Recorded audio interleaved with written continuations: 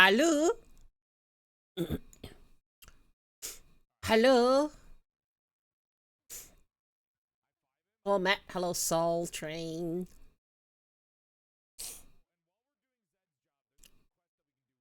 Is everyone going today? I made beef stew yesterday. It was great. I ate it.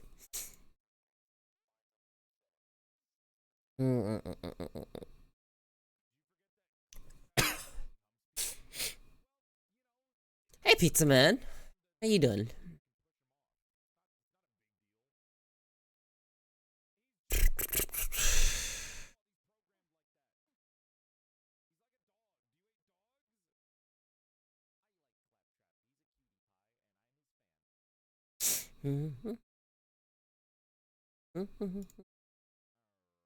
Just made a bean quesadilla.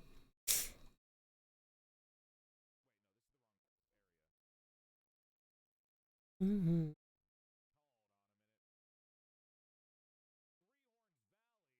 alright, just waiting for the usual random rants. Waiting for my random rants, huh? Hey, Derpy, thank you.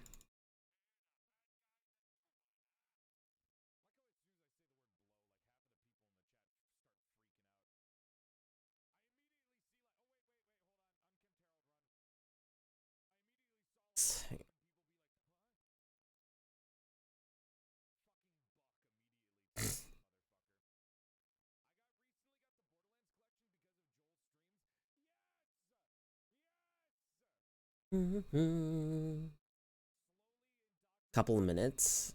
We've been having to sleep early. Just got back from the store. I needed to refill my hidden stash.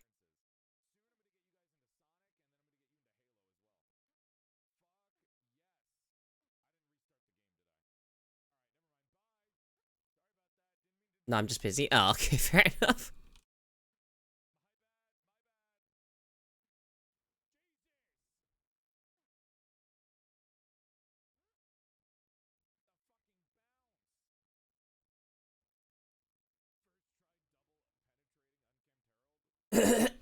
Okay, so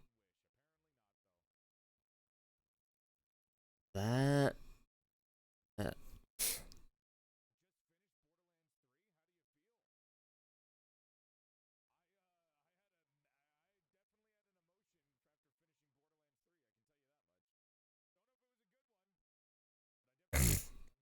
okay.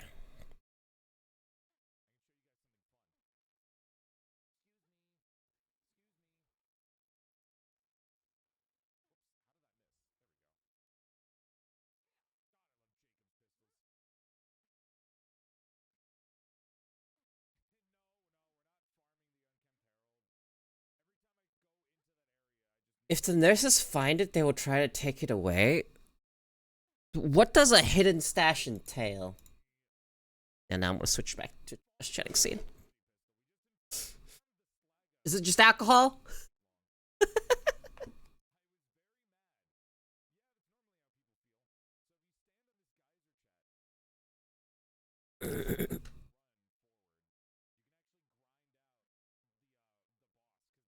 Ugh.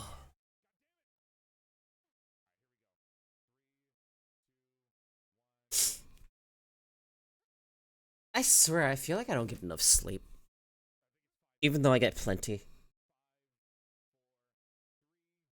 Very, very. I don't. I don't. I have no words.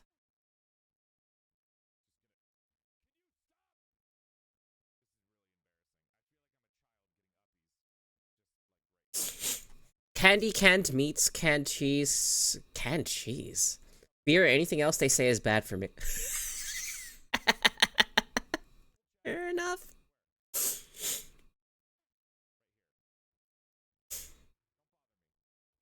Wait, what's your opinion on spam?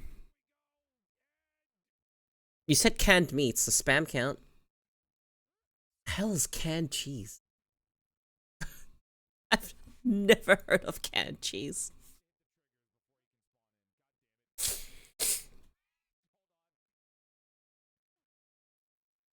Let me look at these images real quick.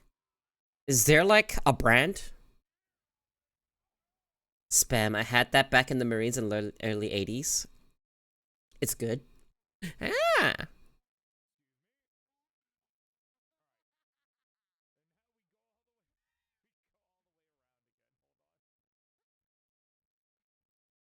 Huh.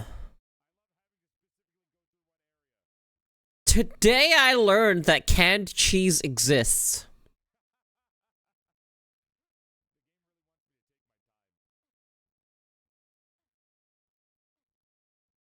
Do you have your easy cheese? Okay, look at easy cheese. Oh, is that the cheese spray thing?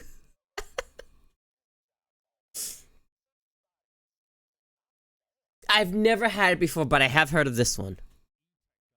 But cheddar and cheddar and bacon, American shop cheddar, just cheddar. We'll go.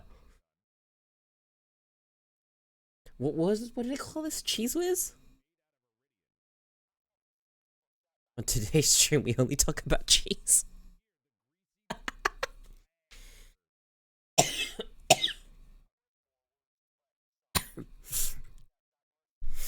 Everything else is Bush League. Sorry, what does Bush League mean? A Bush League?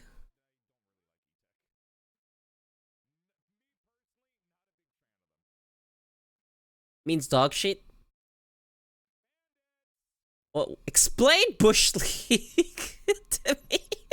Like, okay, it means dog shit, but how did the saying come off? Speaking of which, have you ever heard about the cheese caves? I have heard about the cheese caves and how there's lots of cheese there because there was like a lot of milk or whatever. Drop and give me 15? Is that Bush League?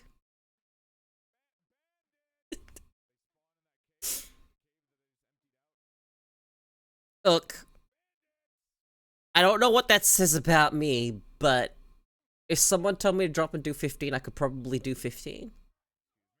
Push-ups. 15 bullet holes. No, 15 push-ups. Yeah, I can do 15 push-ups. Bush League is an adjective that means amateurish, unprofessional, or lowest level of professional activity. First appearing in 1906, comes from the American sport of baseball, describing small-town baseball teams not good enough for the minor or major leagues, which have teams from large cities. Ah. Did you say only 1.6 billion pounds? Only? That's a lot of cheese.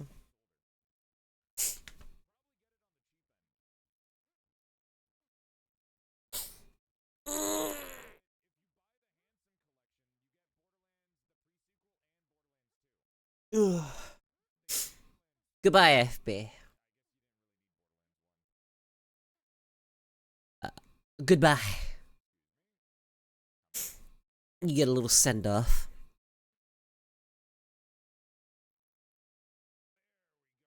Yeah, I heard about the cheese, just in case the world goes to shit. I heard about all that. The vaults of. Isn't it just like cheddar or like American cheese or something in there? I remember learning about this. I don't remember where I learned about it. Music's too loud. Okay, I'm a bit congested, so I need to make sure I put some allergy. Ugh.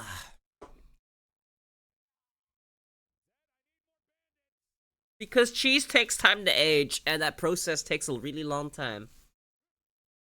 Hey, Hydro, how you doing?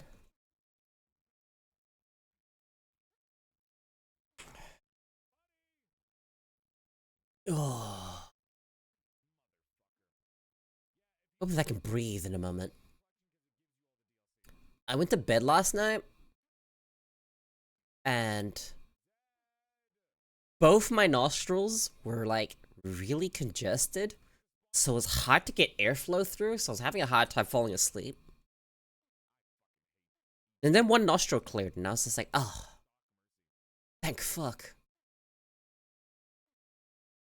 But now my nostrils are like plugging up again. It's the change of seasons, you know? Every time the season changes, I definitely get, my allergies get so bad during the seasonal changes. Alright, I had a question. Sultrain, did, where you stay right now, you have your own kitchen, right? You're allowed to cook and whatnot? Like, do the nurses go to your place? Like, how does it work?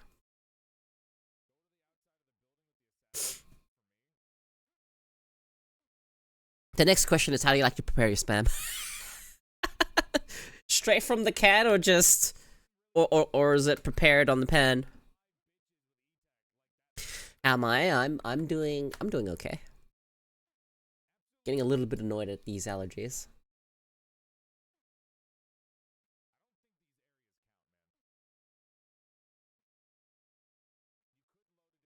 Hang on, let's see if I can find. I have my own home. They just come each week and make sure I'm not doing anything I should not. Oh, okay. So you have regular checkups. That sounds really annoying.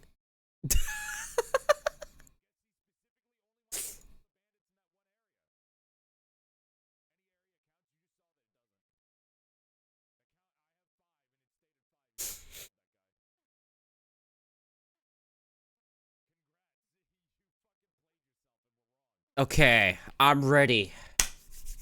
As for spam, I like it 3 ways. Right from the can on a sandwich. I could see that being alright.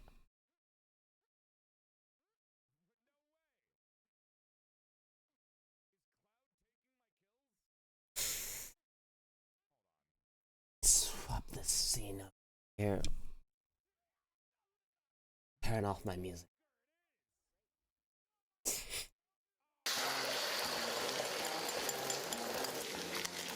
I love the sound of sizzling.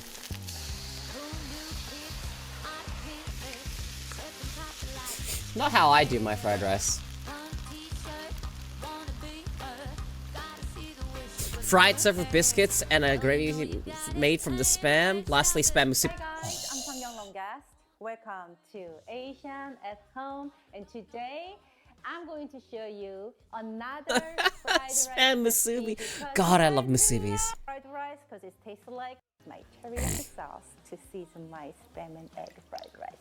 So this is how it's I make teriyaki sauce. And today I didn't lie. It's actually day old cold rice.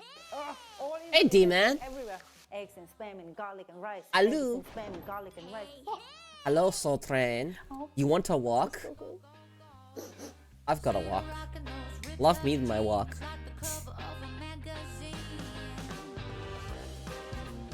That's around about how I make my fried rice. Although I use a lot of garlic powder. Turn off the heat. Stir in the chopped green onions. Not green onion though, doesn't taste great to me.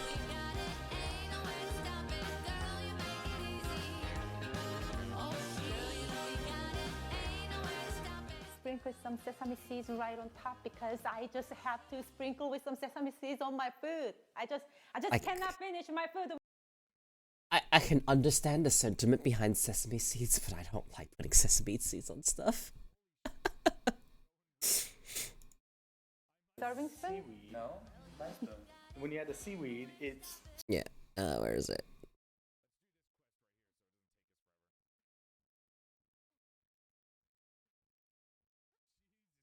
I need to look through these videos. Alright.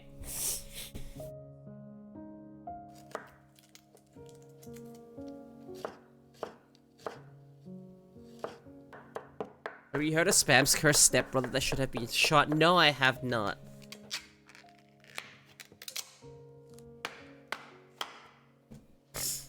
Luncheon loaf?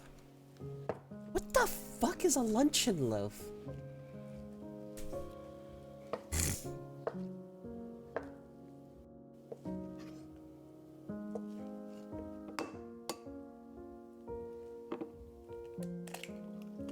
Oh. I see. I've had many different brands.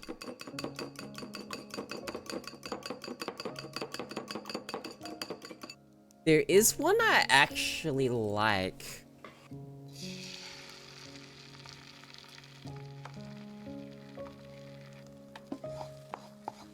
There was a brand called Plum Rose. They used to do, yeah, Plum Rose Premium. And then it was called Luncheon Meat from Plum Rose, which I actually like. Armored Treat is also acceptable, has more of a smoke taste. Pancake from Luncheon Loaf should be burned. Interesting. Have you guys heard of Plum Rose? That brand? I've had a Plum Rose canned ham. It's not like Spam. See, this is where I wouldn't do. I would not put frozen vegetables in my fried rice. But, so far...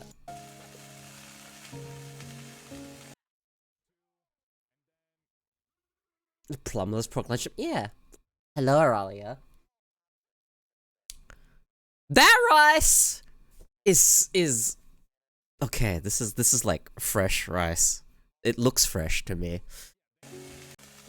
Let me see how.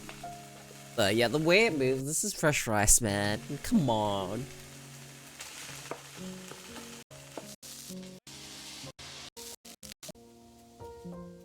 I need it still.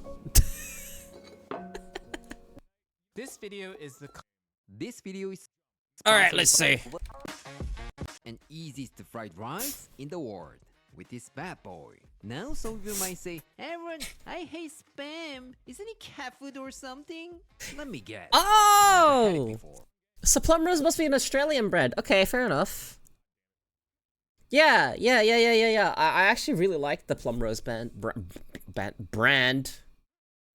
Can't get... Hey, hang on. UK. Oh. Yeah, there's a... It's called... No, not this one. Not the spiced ham. Literally the one that's labeled luncheon meat.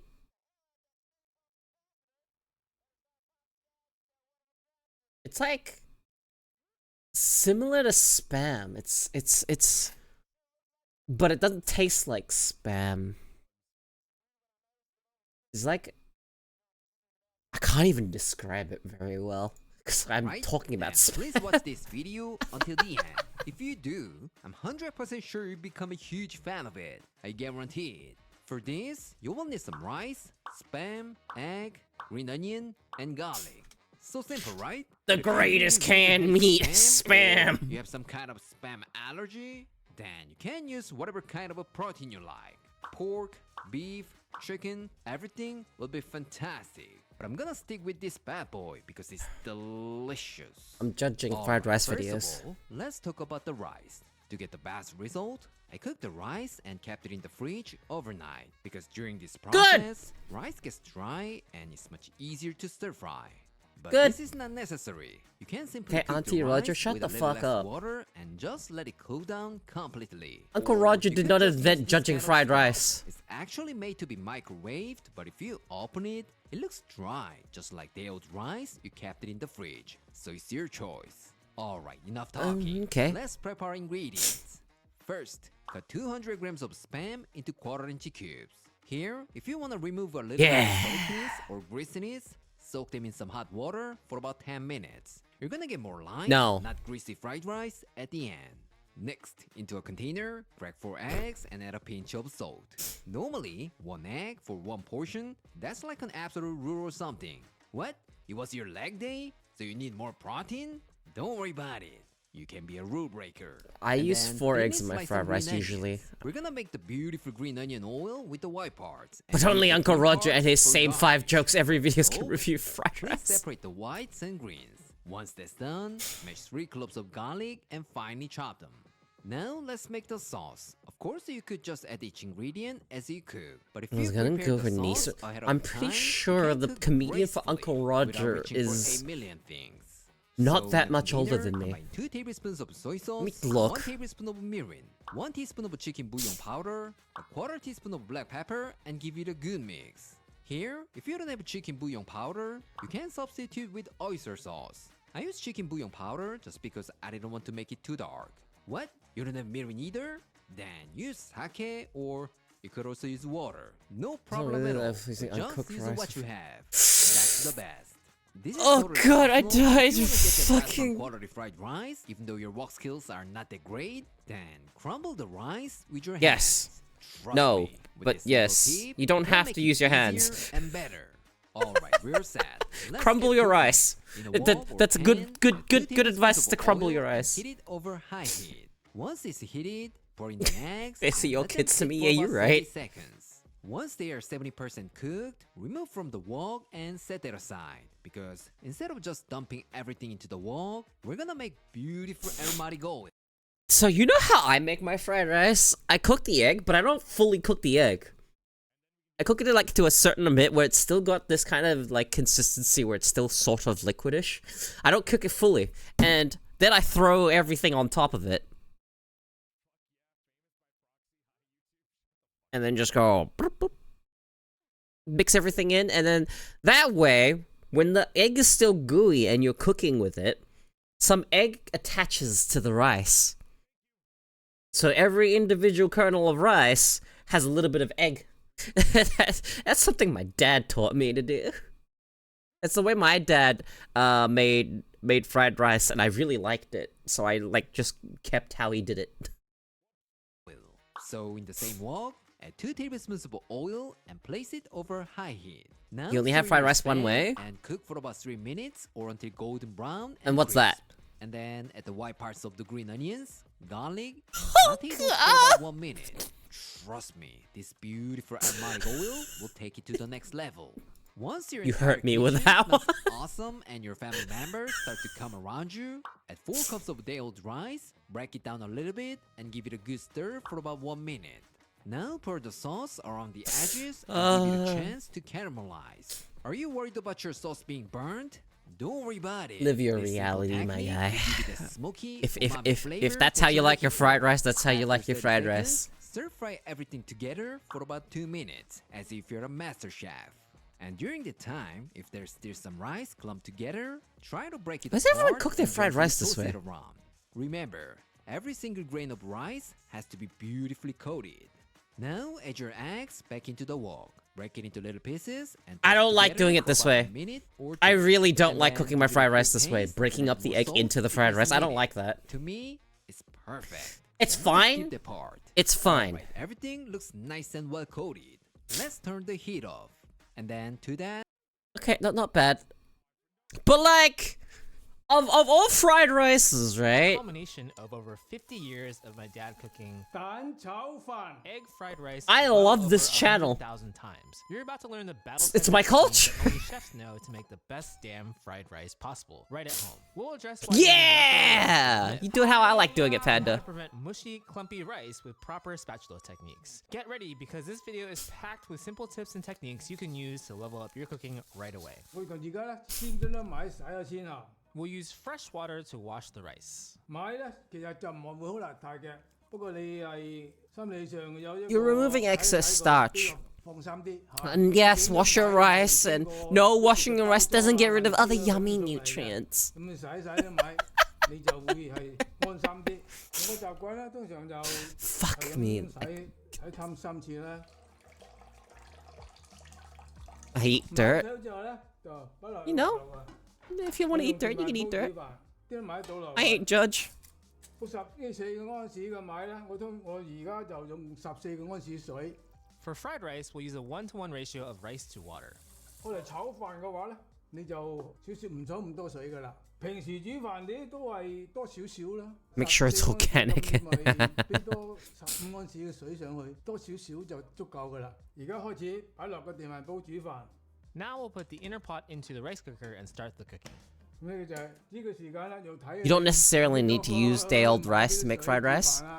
It's just the easiest way to do it. You use it to use leftover rice. But if you're preparing fried rice, there are ways to cook it. 我哋而家咧就切下啲葱啦。 So it's acceptable for fried rice. You do not want to cook rice the normal way, 就切葱粒得啦。 because then it's too moist and then the fried rice does not taste good. Green onions. 葱白唔使俾葱白嘅，呢啲我留翻第二樣。咗之後咧，嗰啲青豆粒同埋粟米，我而家咧就加啲紅蘿蔔粒上去，係2個安士咁上下啦。I'm not really that big a fan of adding all of these vegetables into my fried rice. Spices fast and prevent injuries. We have a free 6-minute video lesson for you. Click the link in you our know, description or scan the QR code to access it for free. We'll first cut into Yeah, I like strips. keeping it very 就 simple. 話切粒得啦。 At most, I'll add chicken to it. 當然，如果你係唔想 Spam, 呢啲，你咪唔 eggs. 都唔緊要嚇。我想 It's 俾 just a 落 lot of 就 different spices I throw in 單 there. 純佢可以識飯啦，有啲第樣嘅味道 MSG? 你可以唔俾。 Oh, I don't even. Can we have a co-cooking stream? 就用葱多喎。 Bro, I don't think you 呢 want 個 to see me 就 cook. 比較少啲，但係我哋自己食 Maybe you do. 加多啲落去嚇。雞蛋用4隻啊。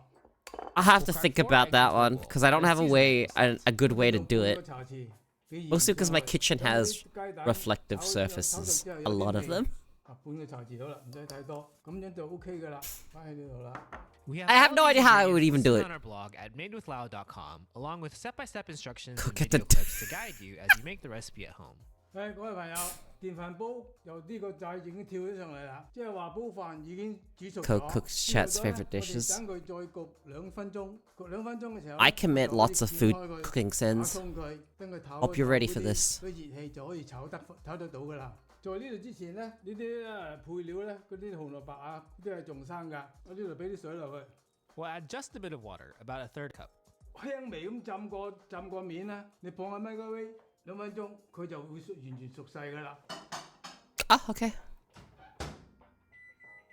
Or what do you avoid adding to fried rice? 水分太多嘅菜擺落去就唔好咁。 Yeah. 白菜啦，紹菜啦，嗰啲係多水分嘅。冬瓜嗰啲都係多水分嘅，知嘛？ Full family affair. It is. We got babies on babies. The baby. After microwaving for 2 minutes, we can take out the veggies. 咁樣咧，嗰啲紅蘿蔔啊、粟米啊、豆仔就已經熟晒啦。因為隻碗係熱嘅嗬，你俾不塊布冚住揸住佢，咁樣咧倒出嚟。 We'll drain the water from the veggies. 好啦，咁咧唞咗。 This is the chef. 係嘛？ I trust this guy to cook all the Chinese food. 咁樣係咪啊？咁樣咪方便好多咧？如果你買個威， I recommend this channel if you actually want to have Chinese 唔需 food. 要再俾佢煲啲水煮佢。飯咧就而家都得啦，掀到個煲過去嗱。 Now we'll take out the inner pot and fluff the rice with Speaking chopsticks. Cantonese. 醬飯會出嚟呢度，將啲飯打鬆佢先啊！啲飯係一粒粒嘅，而家好靚嗱，唔係太軟，睇到啊？ Yeah, fried My dad rice. uses Thai jasmine rice for almost everything, including fried rice, or tao fan in Cantonese, because he prefers the softer textures and aromas. But if you prefer harder textures, then you can consider using American long grain white rice, which has less flavor and slightly fewer nutrients. Or you can follow what some Slightly Chinese fewer restaurants do nutrients. and blend American long grain white rice with jasmine rice. This is also why my dad prefers to make fresh rice over using You need a leftover tutorial on rice, how to like use many other chopsticks? people suggest, because fresh rice is more tender and already hot. 呢個又每個人嘅口感唔同，有啲人咧就中意隔夜飯炒出嚟，佢係分得好散嘅，同埋佢係硬身啲嘅。但係有我本人中意咧，我就中意新鮮飯，好似我啲特別係我嗰啲泰國米咁炒出嚟嗰飯，佢軟香得嚟就軟，佢唔會係硬。餐館會唔會用隔夜飯啊？有用晚黑賣剩嗰啲飯，咪聽日我嚟炒咯。佢平時用隔夜飯定係平時用？西鮮飯大部分都係橙鮮飯炒。 Yep. 佢賣剩嘅飯都唔係幾多嘅啫嘛。 Restaurants, well, here's the thing.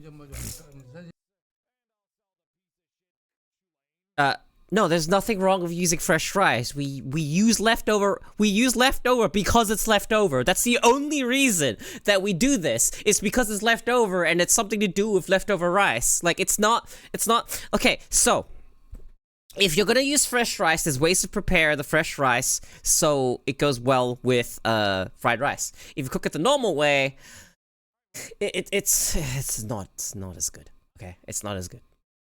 I'll be a fucking fried rice snob. All right. You have to prepare it in a very specific way.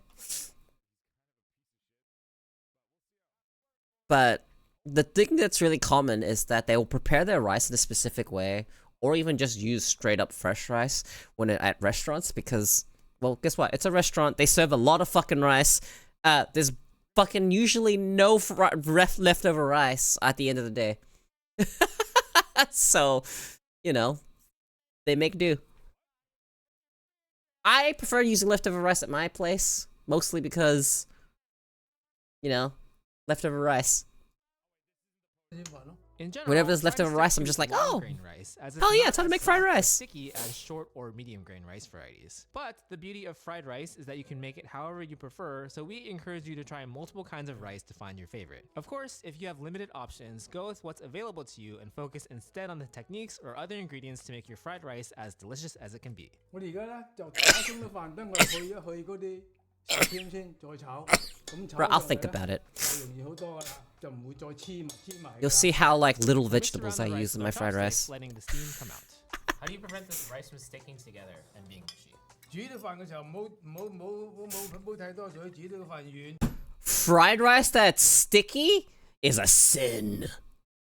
Sin.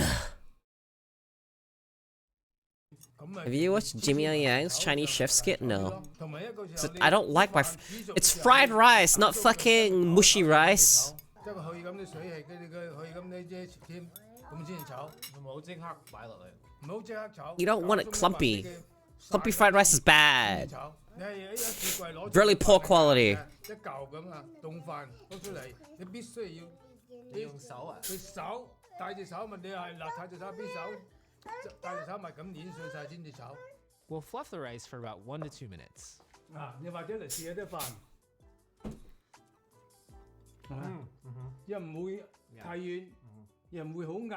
呢個 Time to post in Discord? 10 Alright, let me 買 look. 14盎司嘅水。如果你係想個再軟啲，就多加啲水上去。呢個炒飯咧，我就中意硬啲。 If you are using leftover rice, in addition to massaging and fluffing the leftover rice, make sure to heat it up in the microwave for 1 to 2 minutes to Not break out the necessary. texture before cooking. With the rice cooked, Not and fluffed, necessary. we're ready to break out the wok. 開咗底大 Can help, but not necessary. 就發佢， First, we'll beat the eggs. 就唔需要發得好似蒸蛋咁發得咁緊要。太早發啲蛋，佢會化水，鑊就燒到而家三揾慢火佢，俾2個湯匙。 What did you just say? 到而家咁發得咁緊要。太早 The eggs. 就唔需要發得好似蒸蛋咁發得咁緊要。太早發啲蛋，佢會化水，鑊就燒到而家 Okay. 三揾慢火佢，俾2個湯匙油。呢啲油咧喺個鑊邊咁 Overcooked. Yeah, no, like 成個鑊啲油。好啦，將啲蛋倒落。 oh, sorry, it's not Add the even eggs on. I and stir didn't gently, notice. Cooking them for just Give me just a moment. Let me turn it on.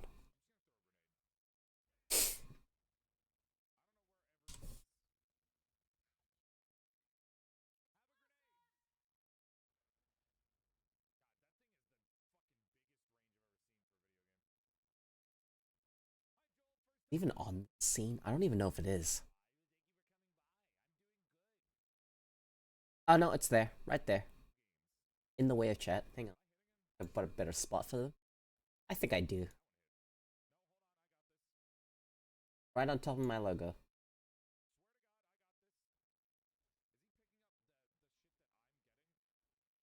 There we go.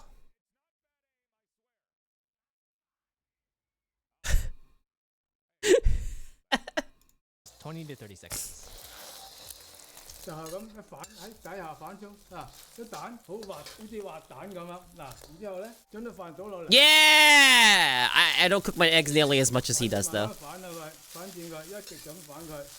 啲蛋喺底下啦，我想啲蛋滑蛋同啲飯粒咁黐埋一齊，係嘛？ At this point, we're focused on mixing the egg and rice well. 一定要鏟喺底下，貼住個鑊咁反嚇。一定要貼住個鑊，唔好半途咁炒嚇。半途咁炒咧，佢就會容易咧黐底啦。We're using a scoop and flip technique with the spatula here. Make sure to vary which side you're mixing so it all fries evenly. 炒嘅時候咧，我哋喺呢邊個鑊後邊咁樣撳碎佢。 Yeah, I do this. Although, thing you'll notice if I ever do a cooking stream, I cook with a wooden paddle. 整翻散佢咪成嚿啲飯咯，一成粒粒。 I'm just used to it. 而家係中 I don't use a spatula. After cooking with the rice for about 2 minutes, we can add our next ingredient. I would love to have one of these, but I don't have a wok for that. 係咪嚇？我哋餐館叫做青紅豆，青紅豆即係佢已經一包有嚟嘅，開大火啲炒啦，而家開啦。 Spatula's just bad. Now we'll stir fry. This on high isn't and this mix the isn't vegetables like with a traditional spatula. It's like a metal spatula. It's a good kind of spatula. I love those spatulas. Pan, and which one is better? 鑊可以炒得個鑊氣好啲 ，pan 咧就係好淺嘅，炒個飯炒少啲就 OK。你想好似我炒咁多飯，呢個 pan 就好難炒。但係鑊可以 That's also a weapon chip. He's just beat chat up. 咁炒都得啊嘛。你 pan 係平底嘅，平底嘅話你就除非你識拋鑊，咁拋咧就 OK。 Spoon to a plate. 咁鏟下鏟下就難 That 炒啲 spoon's 啦 to scoop the fried rice, not to eat 而 with. 家就開始爆啦，啲飯啪啪聲響啦。開頭就炒整散佢，而家就攞緊個鑊去炒香嗰啲飯，叫做鑊氣啦。猛火啊而家。 After stir frying on high for 2 to 3 minutes with the veggies in, it's time to add some flavor. 好啦，我哋而家落味啦，閂慢火佢。 This is like a mostly 生抽、老抽咧咁樣嘅飯量。 Okay, scratching onto the pan. 鹽咧，我俾住半個茶匙。 Actually, I'm thinking about this right now. 就再加半個茶匙。 The only time I use a spoon with a plate is when I'm eating curry. 嗱，雞粉嘅時候你中意就可以俾，亦都可以唔俾嚇，都係俾一個茶匙。而家通常個就加雞粉之後咧，就通常咧味精比較少用啲。你可以一樣俾都冇問題啦。咁樣俾咧就。 This one's got extra seasoning, alright? Hang on. This is important. He didn't actually specify. But it's important. Watch this, alright? It has secret ingredient. Yeah, I use a spoon for fried rice. It's not a big deal. I use a duck spoon. It's got old man essence in this fried rice. Specifically Chinese old man chef essence. You know, you can tell by the fact that he's using his finger to mix the stuff. It's so he can get that special kick, the secret ingredient. 就加有雞粉之後咧，就通常咧味精比較少用啲。你可以一樣俾都冇問題啦。咁樣俾咧就最好就咁樣俾。If your food hasn't been touched by a fucking old Chinese man, then it's not real. 啲味一齊同啲飯撈齊撈勻佢，你又可以同筷子咁一齊炒就得。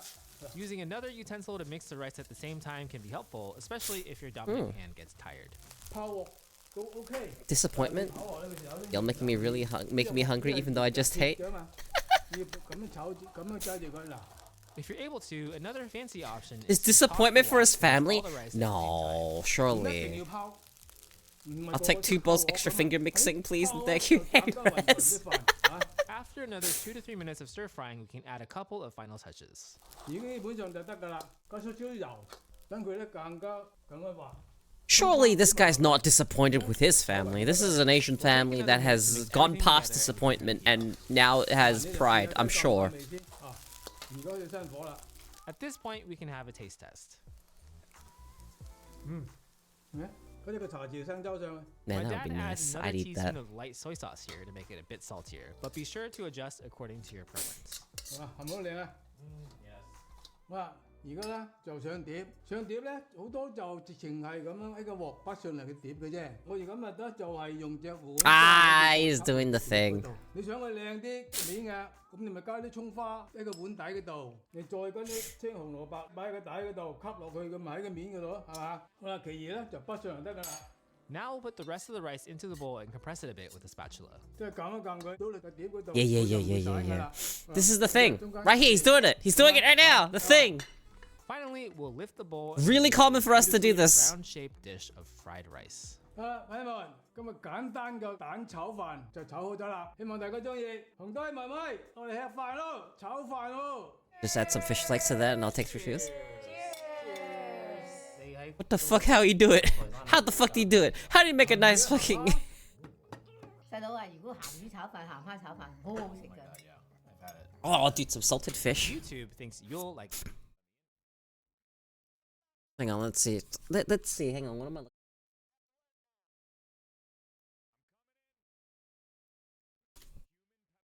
All right.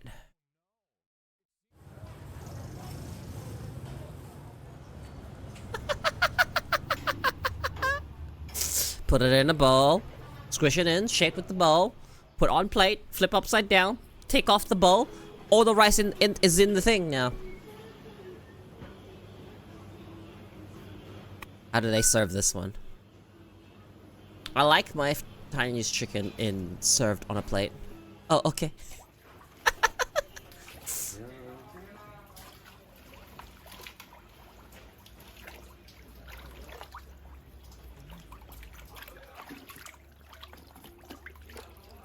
I saw someone from a foreign country who butchered my most liked dish. Explain! Share this story with me. I'm mostly a dumbass, that's okay.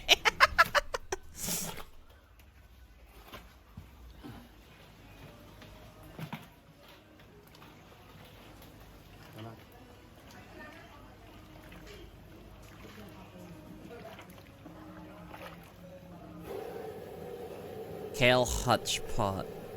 Dutch winter dish. Kale hutch pot? Is that a channel? Oh jeez, yeah, no,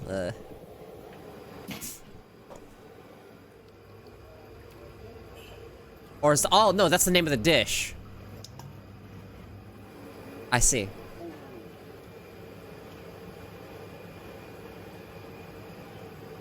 Colombian drunk jeans? I'm mentally here now. Oh, yo, look, see that? They're using chicken stock. And then they're putting a bunch of other stuff in it. This is how they're prepping the rice. This rice is cooked in stock. It's cooked in stock and herbs and whatnot.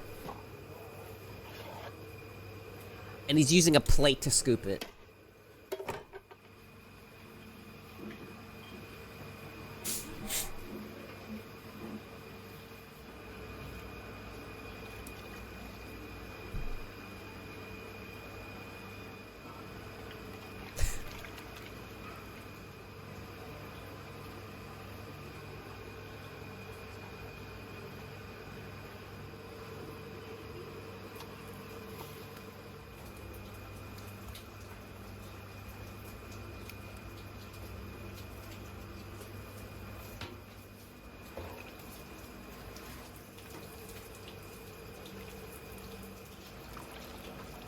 I have to say it, the latest invention for the Far East, the cock in a pot. This is the chickens. Ah. Potato plus kale, stamped with milk. Steep before you can mix bacon bits and have bacon and a sausage and a salad. Sounds kind of not bad, honestly.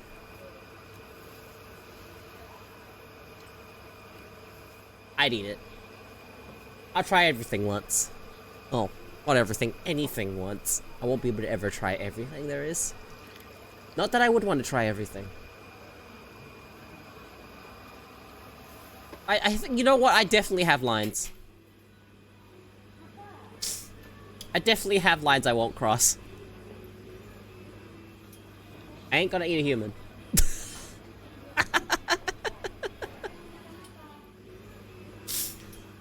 Unless it was a very desperate survival situation, in which case I will consider it.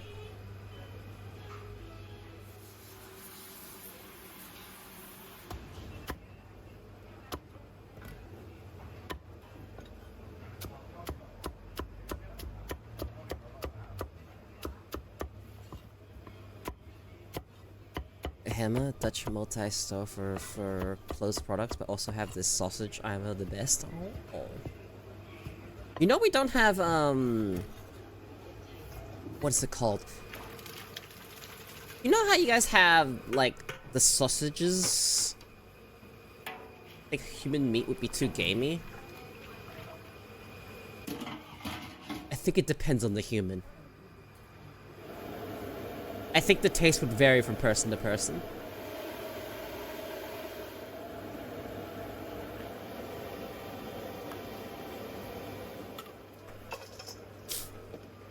The way that you guys have the sausages... Like, you guys have the sausage patties, sausage mince or whatever. We don't have that in Australia. I haven't been able to find anything like that.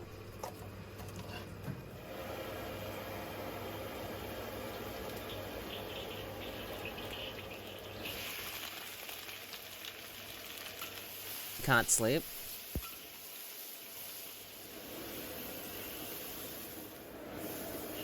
Yeah, ground sausage roll. Don't have that.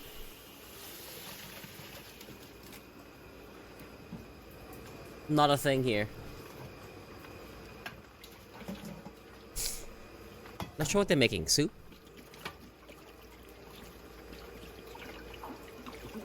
Doing something here.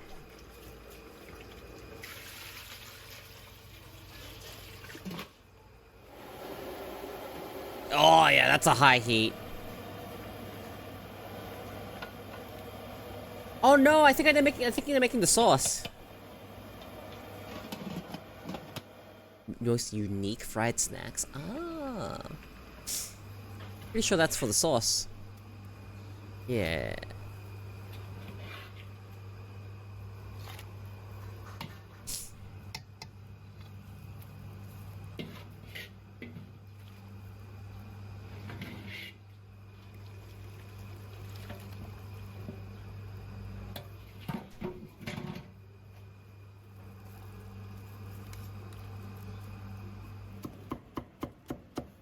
That's a lot of ginger. I'm not that big a fan of ginger. It's about generic moan for food? Only when I'm hungry. Yeah, they do sound like old Dutch names. That's filling for something. Surely.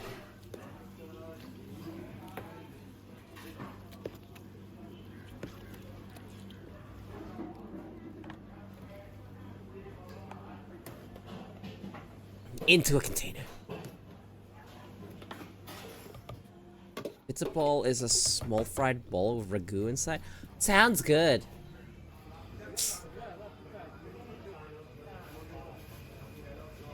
Oh.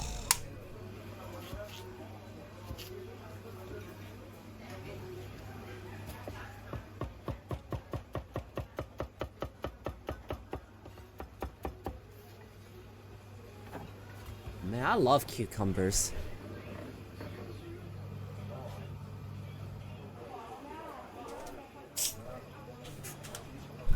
Prepare the fried rice.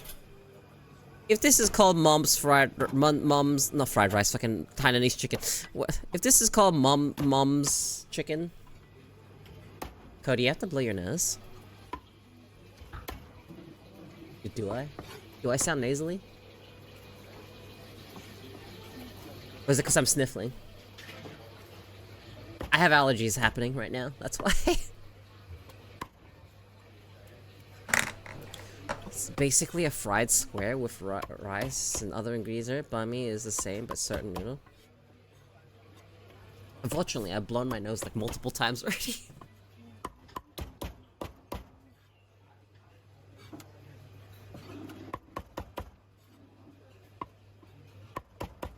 Yeah, seasonal change. It's almost spring here.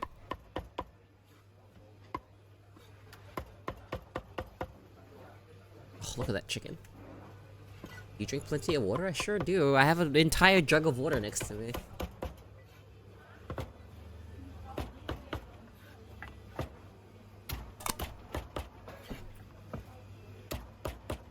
Oh, is there a fried snack with cheese inside it? Yo, that sounds really good. Oh, this is the gizzard or something? I can't remember. That's one of the innards. Look! They're putting the sauce on the chicken!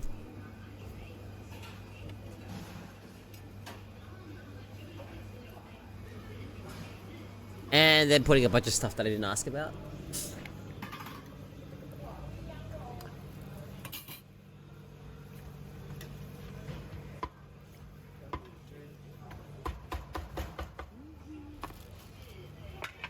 A lake puppy? I think you'll commonly find me in any body of water. Oh, soup.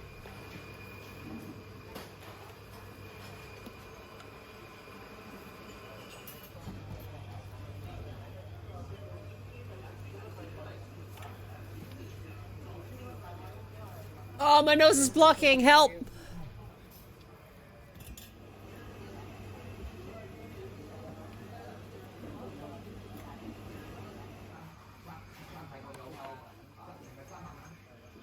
Do crocodiles swim in the... Yes! Saltwater crocodiles do.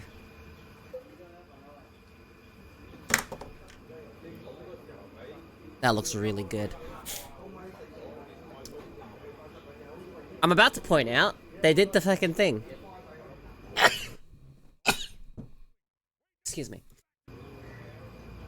They did the thing where they've got the little bowl shape. Look at that. Look at here. Look right here. Pay attention right here. They did the thing. Yeah, saltwater crocodiles do swim in the ocean. This restaurant does a lot of extra stuff.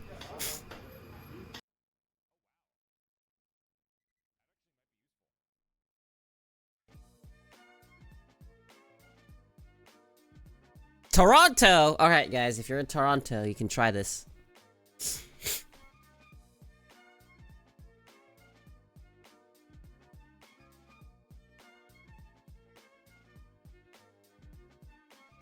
Hainanese chicken rice. Oh. And then they put the sauce on over the top. Okay, you don't. Okay, that's a lot of extra stuff. Nice.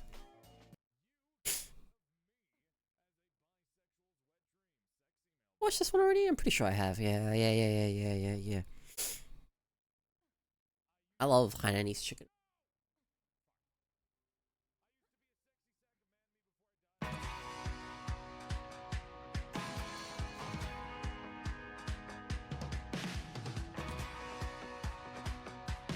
What are honey badgers?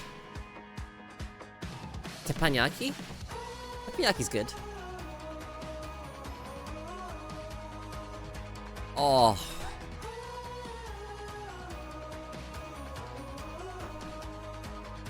I'm definitely gonna get some next time I'm in Singapore.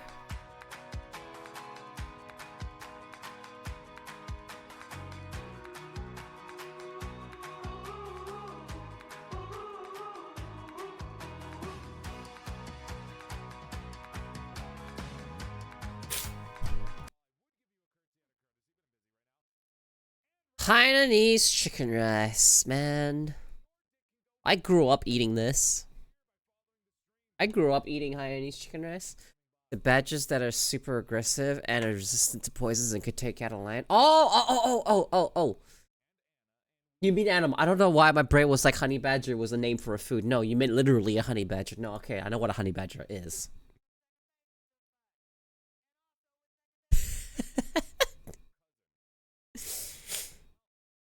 Hello everyone, this is your daily dose of internet. They went to the dentist to have their wisdom teeth removed. Why are you crying? Oh no.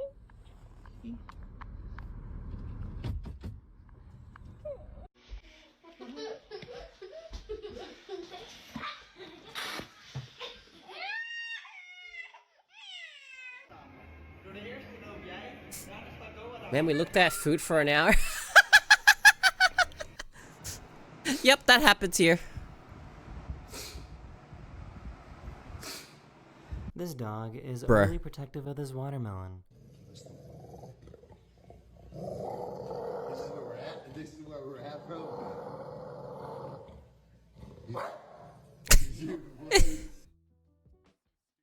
Chicky! He's so stupid.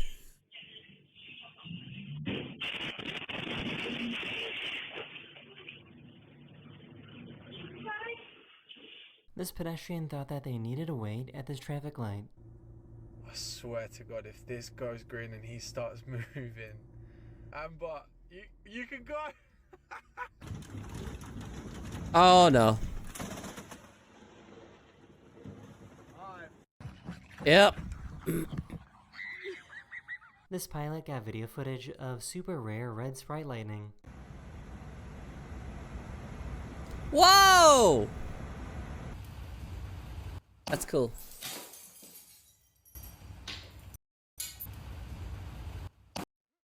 You're so stupid. I think he can sense that the brain cell is nearby, so he's trying to stay extra still so that he can finally intercept it. This poor guy was just trying to move some dirt.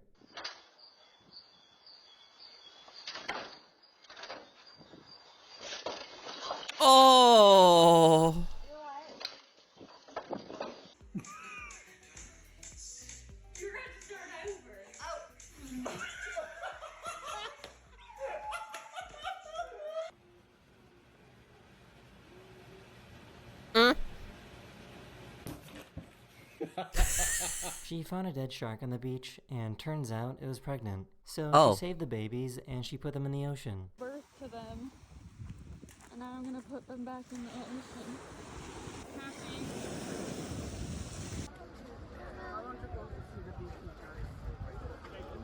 Where are they? I found a uniform.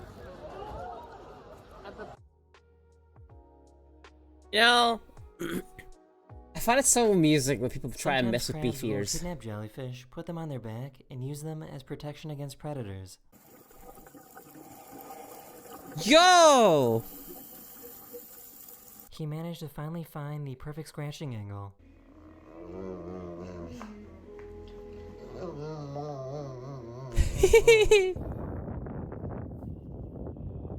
That is the end of this video. I really hope you enjoyed, and I will see you guys again very, very Big soon. cat. Later.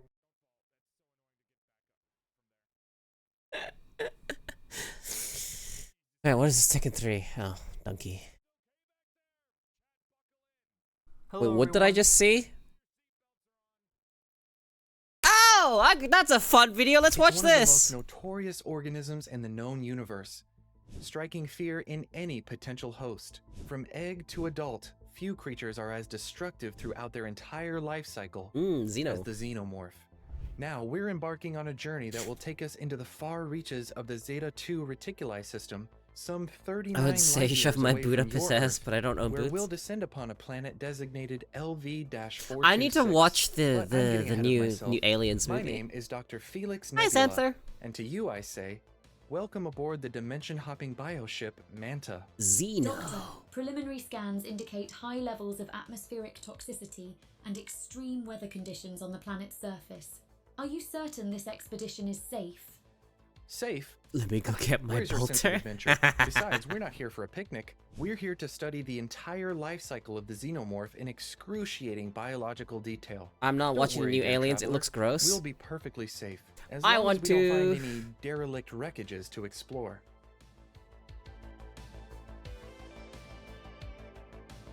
Here we go, dude. Life cycle of the xenomorph. As we descend to the surface of LV-426, allow me to provide a bit of background. We'll cover the details of adult xenomorph biology in another expedition, because today, we're here to focus on a fascinating process all on its own, the xenomorph life cycle.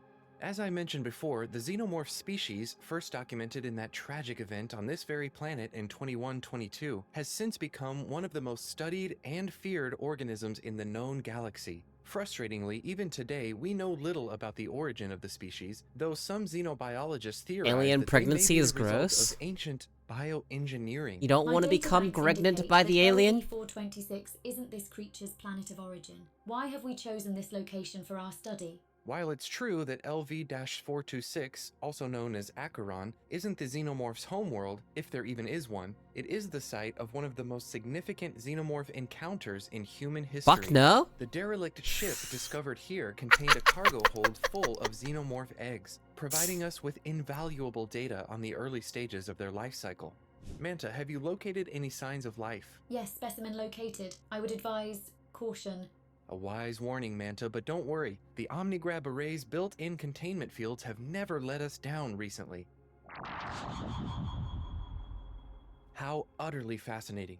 At about 2.5 feet tall, calling this an egg would actually be a bit of a misnomer. It's much more than an inert container. Hence the name. Indeed, the ovomorph is a complex organism in its own right.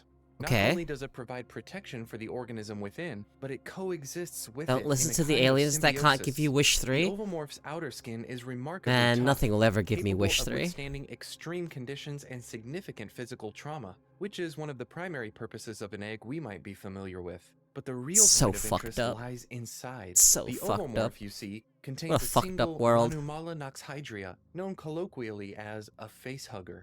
Facehugger! Sounds kind of friendly. Not so much, but we'll come Don't you back want to to be that. face-hugged? As you might have guessed, the facehugger could be considered the true first stage in the xenomorph life cycle, and safely within the ovomorph, it lies waiting, suspended in a mass of nutrient-rich tissue. This internal structure allows the ovomorph to sustain its occupant for extended periods. We're talking hundreds, potentially even thousands You know of Half-Life years. made its own How is that facehugger, possible? except it's a Good head crab. question. It I appears do, that the but key I to don't this want to be longevity pregnant. lies in the ovomorph's impressive methods of energy management. First, it's important to note that the infamous acidic blood present in the adult form is also present at all points of the life cycle, including the ovomorph. In general, that acid blood isn't How only an many hugs I'm extremely giving are effective the defense hugs I give mechanism, Vulcan gives in it 40k. actually runs their Hey, entire loves the biological Force. system, kind of like a biological battery.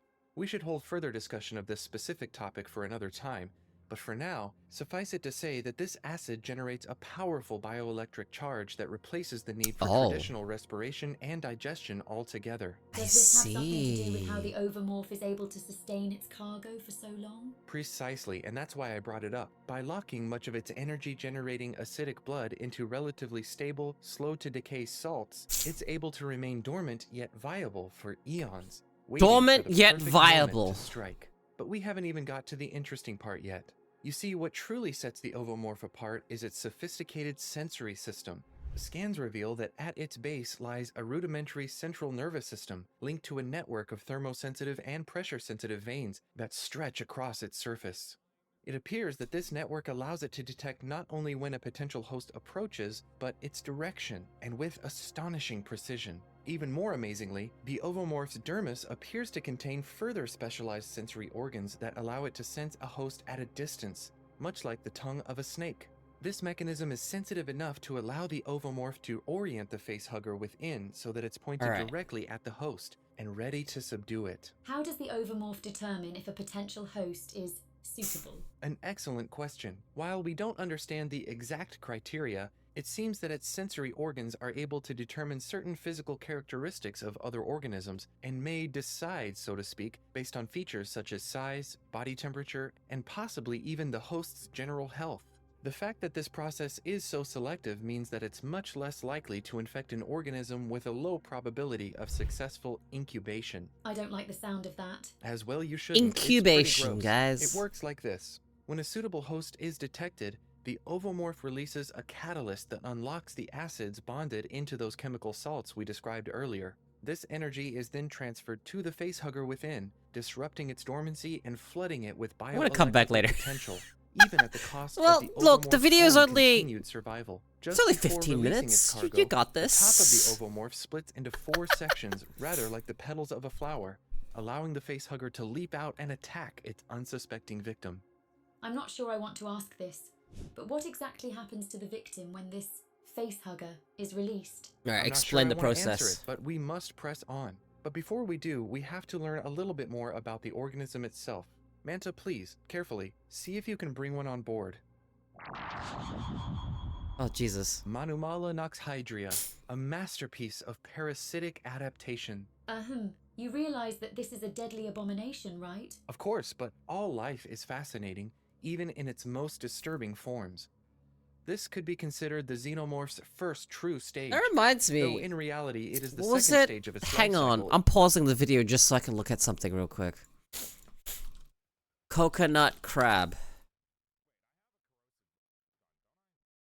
Ah, here we go. The coconut crab.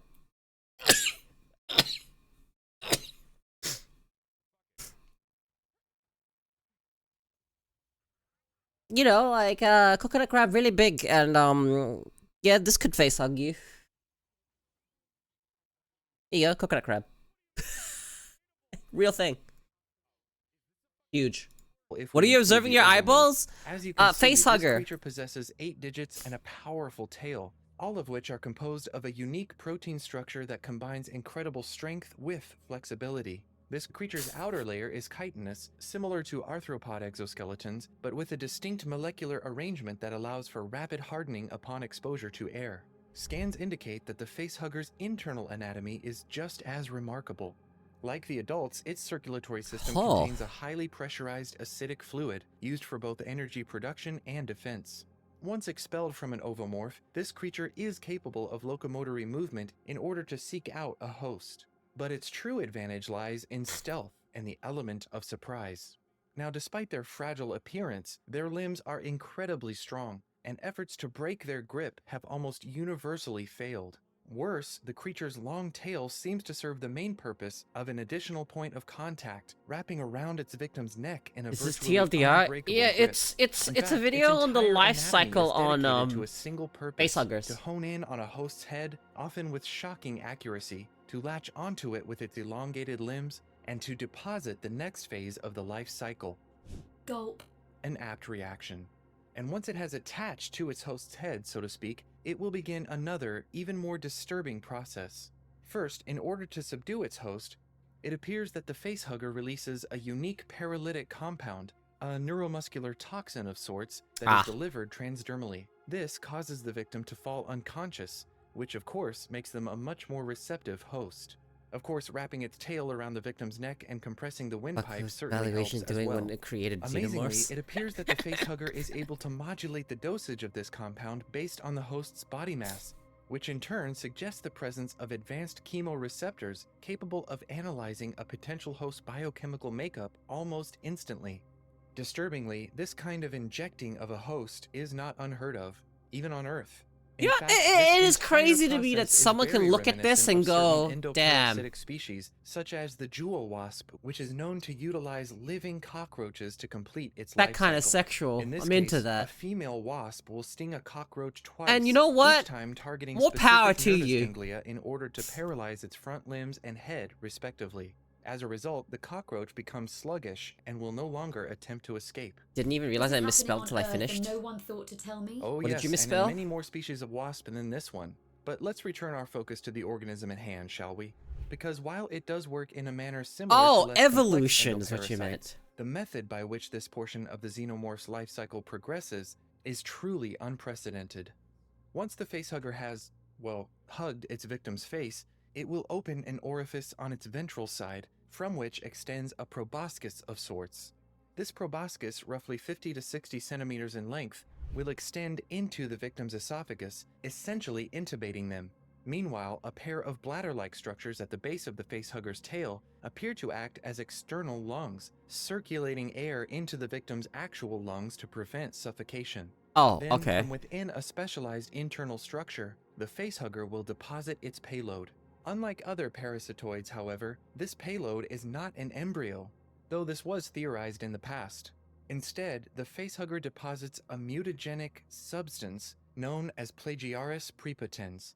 This in itself is a variation of the well-known chemical A0-3959X.91-15, a compound that deserves its own exploration. Fortunately for us, Plagiaris prepotens has been well documented in its interactions with human hosts, so we don't need to observe this portion directly.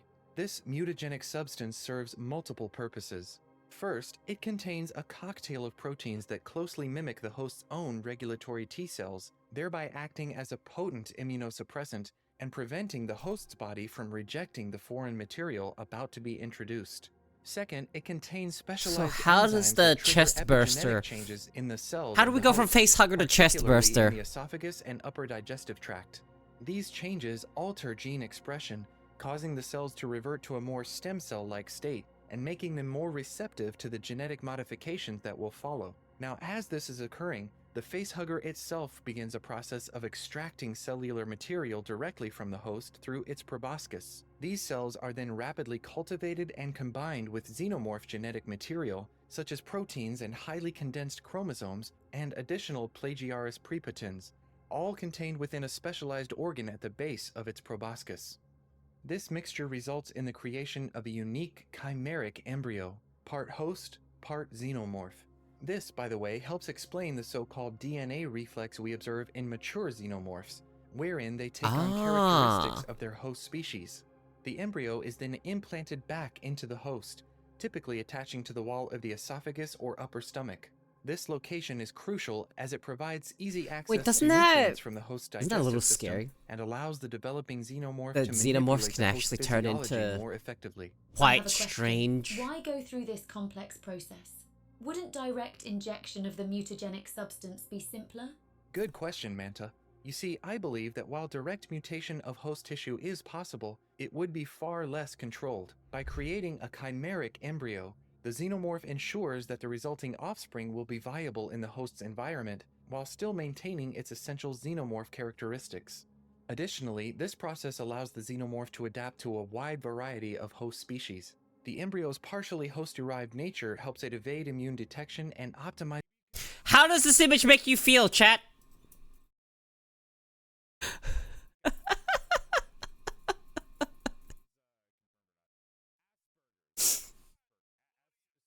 Facehugger. Its development within that specific host species. Violated. Now, once implanted, the embryo begins to grow rapidly, fueled by nutrients Kind of from the thirsty, host's to be bloodstream honest. and other tissues. Have any human hosts been known to survive an attack? Well, sort of. If the facehugger can be prevented from attaching in the first place, usually by obstructing the mouth. However, once the facehugger has grasped on, it is virtually impossible to remove without killing the host. In fact, past observations indicate that once the creature senses it is trying to be removed, it will actively work to kill the host through strangulation or chemical overdose. Worse, any attempts to cut through its body will spill its acid blood. In short, prognosis for the host following an attachment is quite poor. And yet, the facehugger does eventually release. The entire process from initial attack to full implantation usually takes several hours, though it can be much shorter. However, the facehugger may remain attached to its host for even longer than that, presumably in order to ensure that the developing embryo is I want to watch protected during this early Aliens phase. Romulus. Afterward, the facehugger will at last loosen its grip, and within moments, die. One last point of note, while they are ruthlessly efficient at achieving their primary goal, facehuggers do not appear to be overly intelligent, though they have been known to exhibit some tactical planning, especially in avoiding danger or pursuing potential hosts.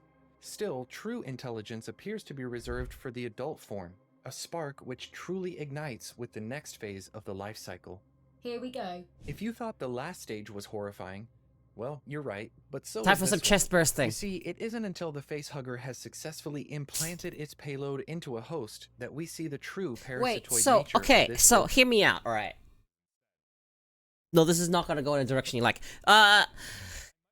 Xenomorphs take on the DNA of the species that they what's the word am I looking for here? That they incubate in, I guess? So doesn't that mean, okay, a xenomorph that was born from a human or impregnates a human is part human? So, with that information in mind, is it really that weird to be into Xenas? Organism. They're part Eventually, human. This becomes what is known as a chest burster, or the second stage of the xenomorph life cycle. And like any parasitoid, its very development will inevitably result in the death of its host. It all begins with the previously mentioned DNA reflex, undergone by the implanted amalgamation of embryo Yes, and Ko. mutagenic compound.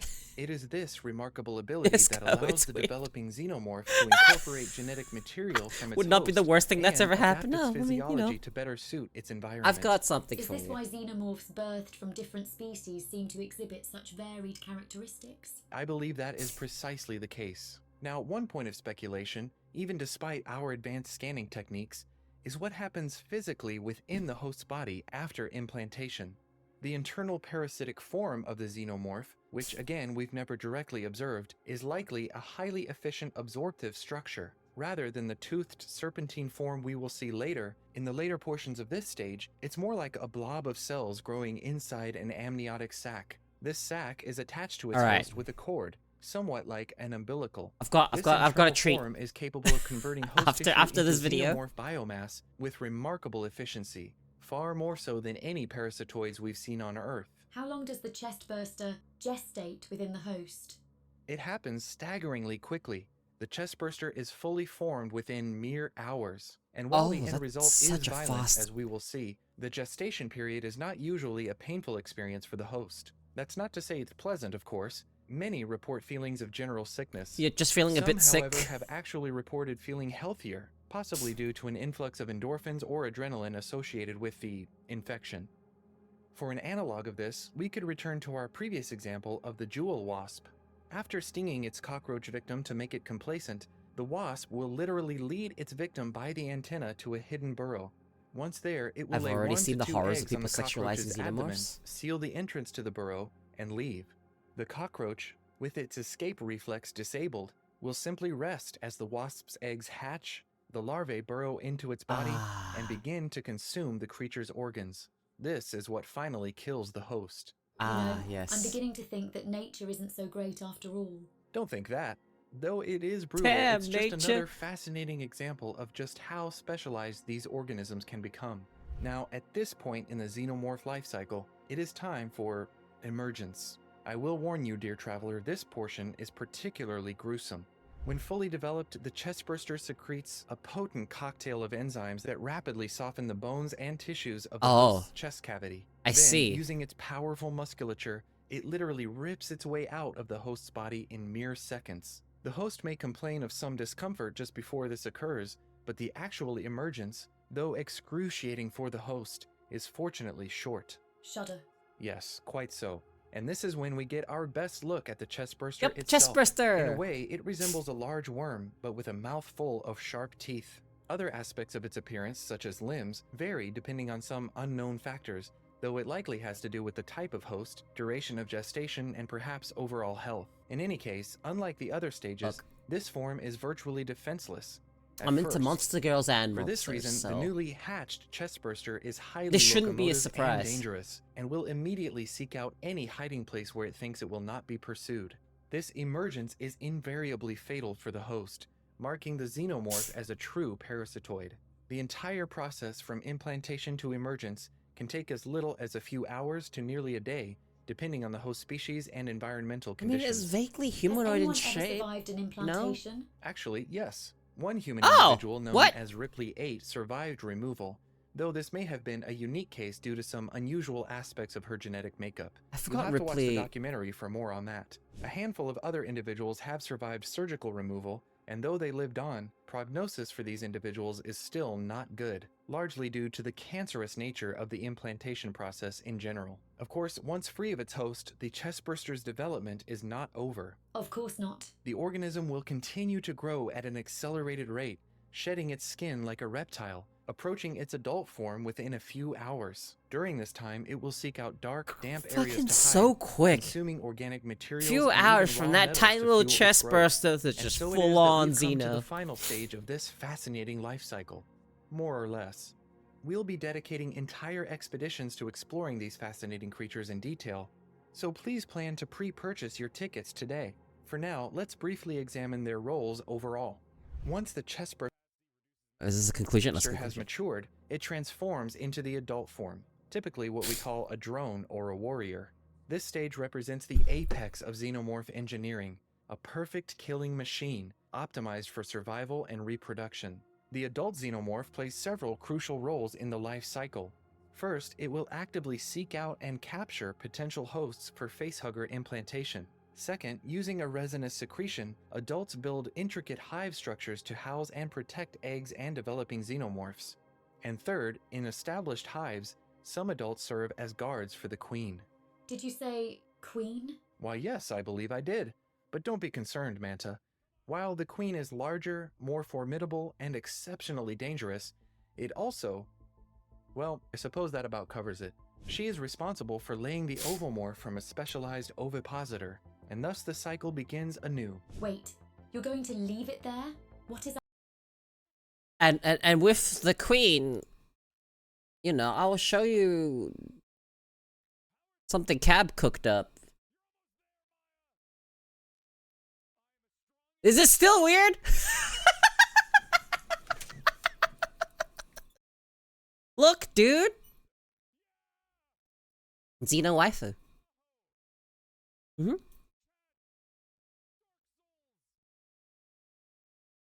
Don't you like this? Yeah. Yeah. Is it so weird to like Xenos now?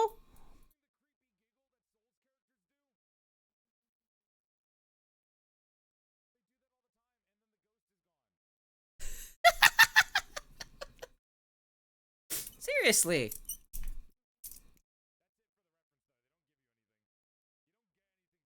Yes, Cohen, it still is. Plus, I've seen this before. I mean, it's been out for a few days now.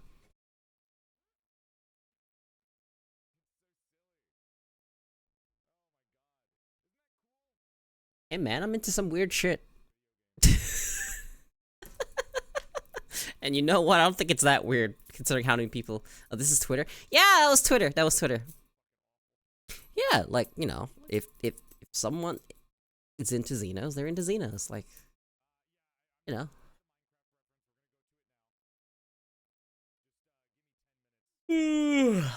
So tired. What have I done for an hour and a half? Nothing.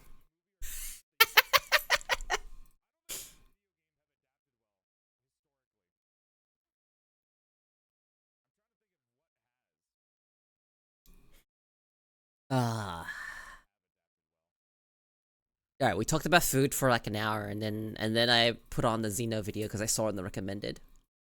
Head crabs? See, head crabs are a little different. Talked about rice and spam. Yeah. Love spam. Great canned meat.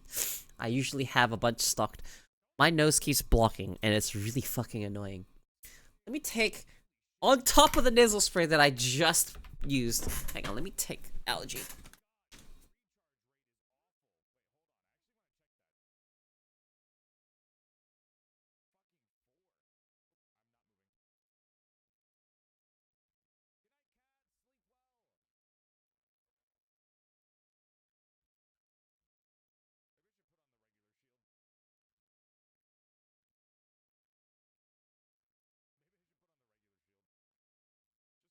Okay. This is probably gonna take a while to kick in.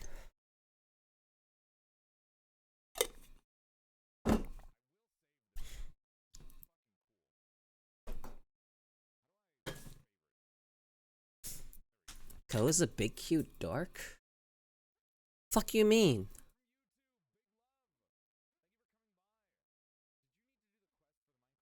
What makes me a dork? Huh? You have reached over 9,000 fish power? That's crazy. Fuck off, I caught a comment, what the heck? Fuck I just said. Suspect. Suspicious. All I was talking about is how, you know, sometimes, you know, the xenomorph is a xenomilf, so... I don't think it's that strange.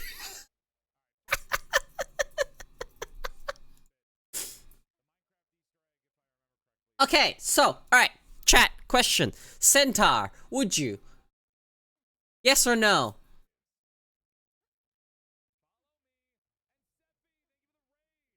Now there's a phrase. Yeah, that counts as dork shit. Nah, this is not dork shit.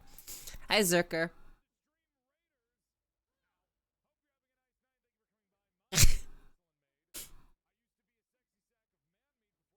So, what? Don't look at me like that. No, answer the question. Centaur, yes or no? Yes. Centaur. Sometimes I'm not fast enough to mute the stream while at work. This can be bad depending on what I hear. Anyway, Centaur smash.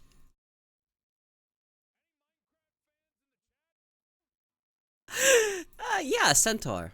Would you? Yes or no?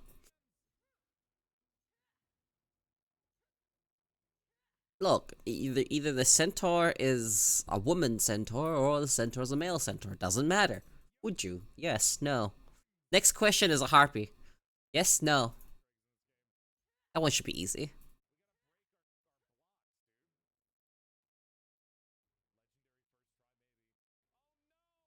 Have you watched Centaur World Cartoon? I think I have. How about both at the same time? Ah. I hear the centaur males are hung. What's a harpy? You don't know what a harpy is?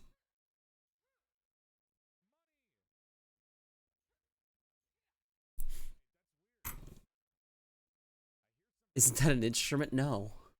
I mean, a harp's an instrument. It's a bird lady.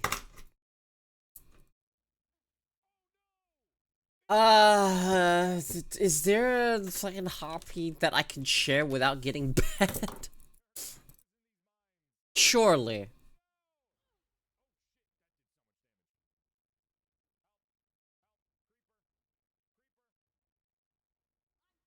They're bird girls with like wings for arms usually. Centaur is herbivorous. Feels less dangerous than a carnivorous harpy. Yo, but harpy gotta reproduce somehow, right? Most commonly, harpies don't have males.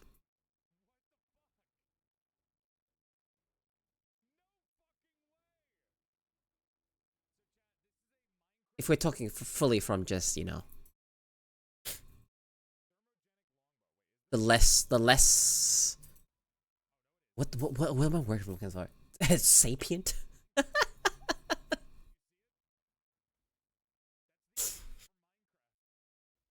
A what now?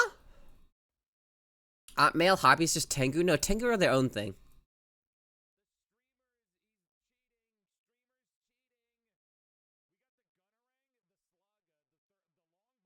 I don't know the ethics of these questions, so I'll withhold my answer. It's a harpy. Look, the question is, okay, what if it was a spider girl? A headless... A Dullahan?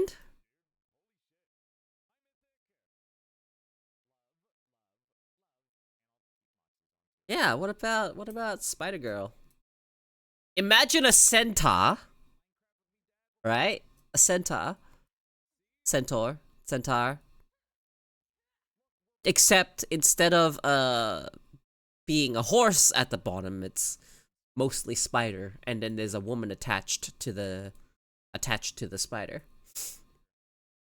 Dullahan? Bro, I am legs man, so any day. Yeah, dude. I've got a big thing for fucking spider girls.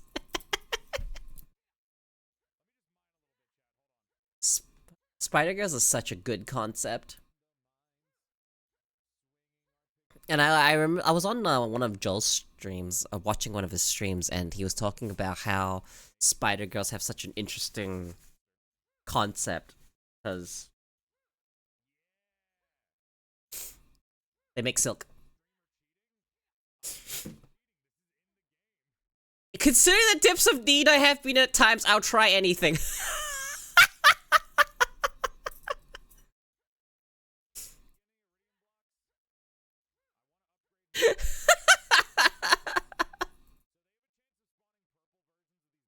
So based.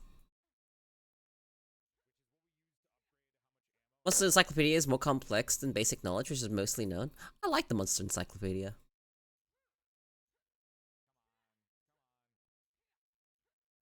As long as I'm getting smashed, I'll do anything.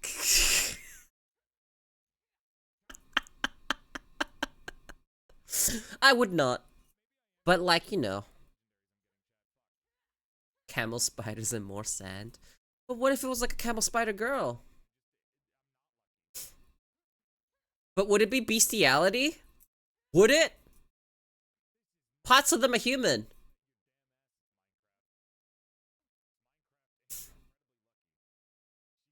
Think about this. They have human parts. That and like, you know, most of the time, for whatever reason, they're genetically compatible with humans.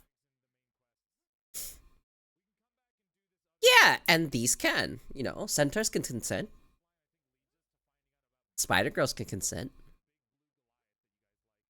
Harpy girls, depending on the kind, can consent. Yeah.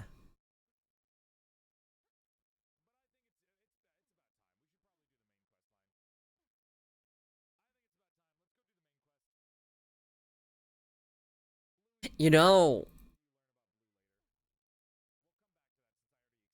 what was my introduction to Monster Girls? I'm trying to think.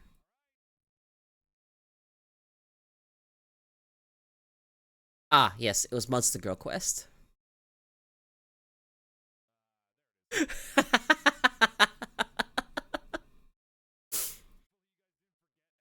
Yeah, do they lay eggs? How do mermaids do the nasty? Are they fertilized in-house or out-house?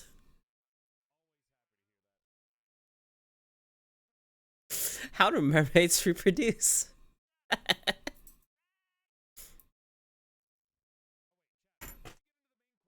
I have no idea. Let's go find out. I love Monster Girl Quest. You ever think for snake girls? Lamias? You like lamias? Fertilized outhouse is not something I was expecting to hear. You're welcome.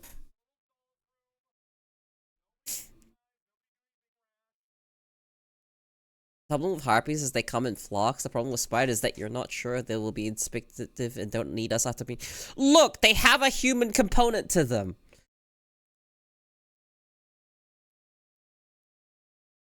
You should stop thinking about the monster girls as their animal components. I have to go now. My wife will haunt me tonight if I get too far into it. Oh, I have to be good now.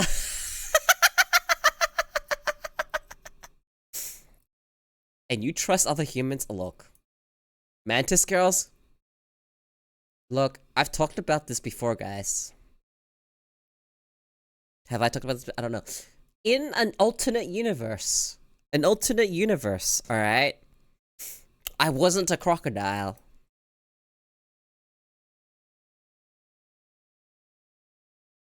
In an alternate universe, I would have been a mantis. And it would have been just as cool. It would be a bit more of a cursed lore, but lore would be similar. Honestly, it would be just completely similar. I'd be still a lab experiment abomination. Croc mantis hybrid? I don't really want to mix the two things I like. No. That'd be a bit weird.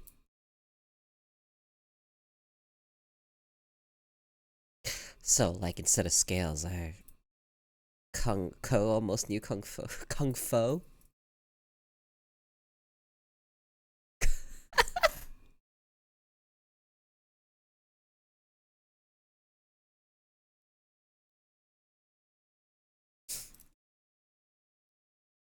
Sorry if I sniffle a lot today. Allergies don't treat me well. You're a simp for a mimic?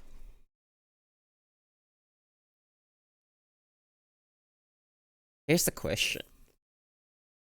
Are you a simp for a Dark Souls mimic, or do you like the idea of a mimic, but it's a monster girl mimic?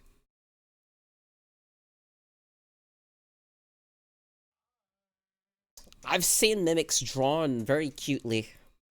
And sometimes cultured. I picked up another Monster Girl game, but it's a bit heavy on the smut, but I like the RPG part of it. What's the name? Is it Monster Girl Quest? What is it? Monster Girl 1000? I'm looking this up. Monster Girl 1000.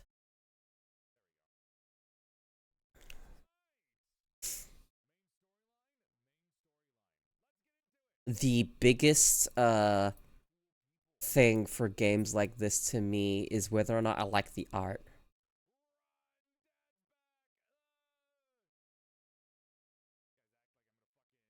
That's a fairy. Okay, yep. I'm not big on this art. Monster Girl 1000, I'm not big on the art. Yeah, definitely not big on this art.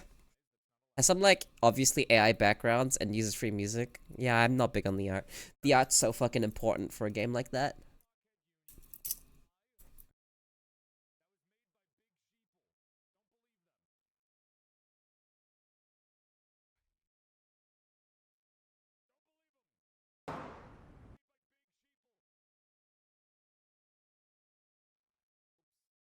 Mostly like the RPG elements. It's got fun builds.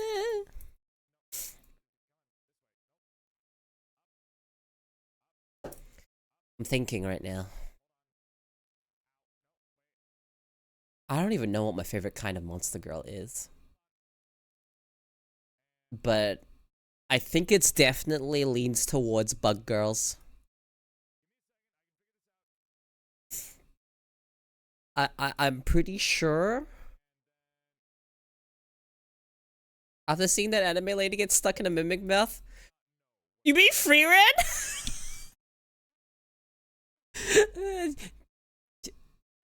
What, you got a bit of a thing of vor? Mimics are very vor related. Very vor related.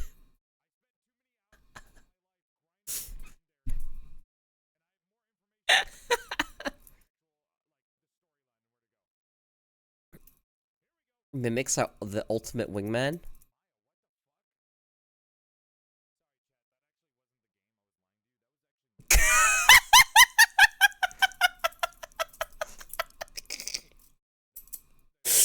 Okay, fair enough.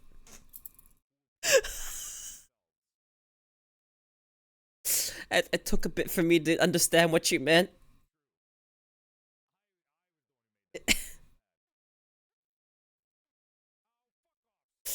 Okay. I hate vor. I've seen terrible things about it. Hey, man. Look, I heard this phrase a lot, and like, you know, I ain't gonna yuck someone's yum, you know?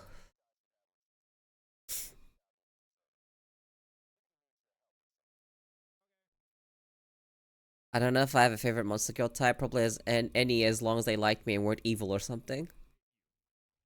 It's just mimics, so that's okay. If it's, you know, mimic specific.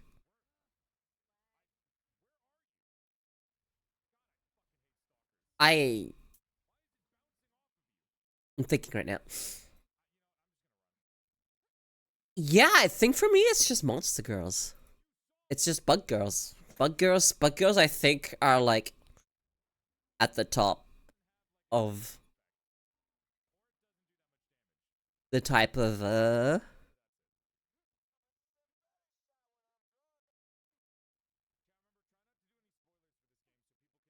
will show people go into some holes, not the mouth. Yeah, well, you know, I've seen that too. Look, nothing phases me, alright?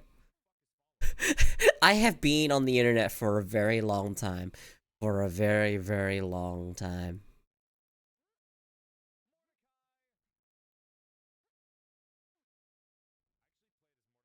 Look, have you seen how soft moth girls are? Can be? I feel like I need to link you something to do with a moth girl.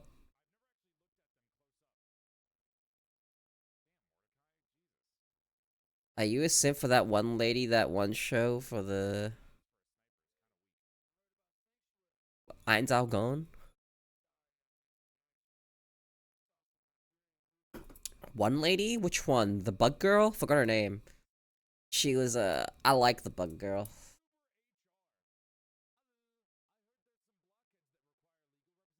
What's her name?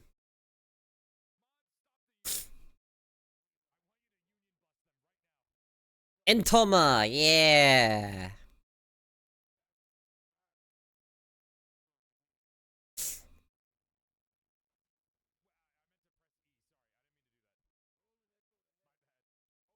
Yeah, and they show Entoma's like real face and everything. And you know my answer to that?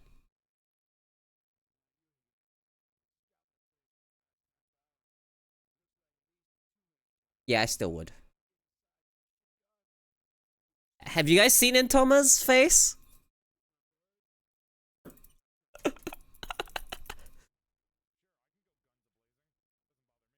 Moth girls are easily entertained, you just need a light bulb. Yo, I wonder if anyone's done that joke with any of the moth VTubers yet. Hey, look, light bulb, light bulb.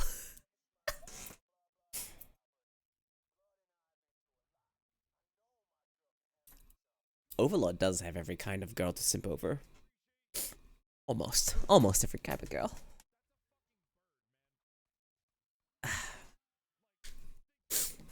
Look, I hate to say this.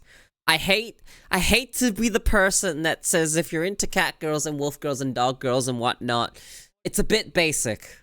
It's a bit basic.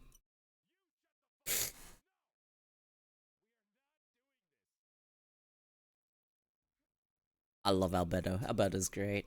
Love me a Shoutier too. Shoutier is also great.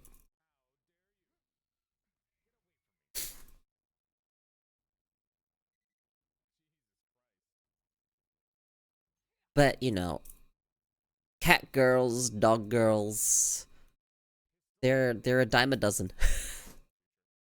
Alpha has a special place in my— Yo, they could be good. I like them too. I'm just saying it's a basic. It's basic. It's very, very entry level. Good evening, Rook. Like, it's like... What's your opinion on snouts? Is it still Monster Girl? Yeah. In fact, I'd argue that Anthro can also be Monster Girl. What about sentient clothes? Bunny girls are wearing— They're also basic! I forgot about that! Yeah. Bunny girls, dog girls, cat girls, wolf girls, they're basic. Fox girls, they're also basic. But not that they're not good! They're just simple, you know? It's like vanilla. They're like the vanilla ice cream of the Monster Girl world. You won't be able to change my mind on this. But, that being said, I like vanilla. So, it's not a bad thing. It's not a bad thing. They're just very overrepresented.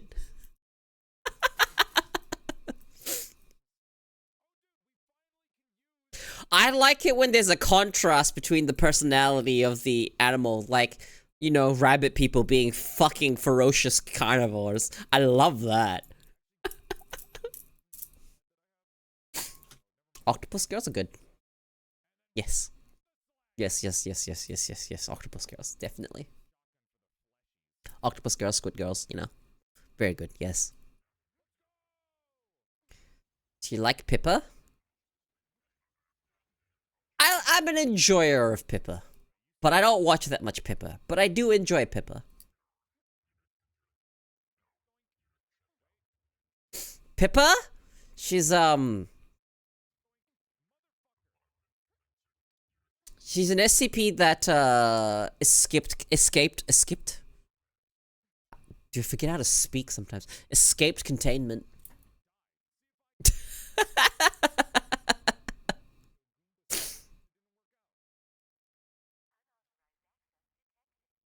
Pipkin, Pippa.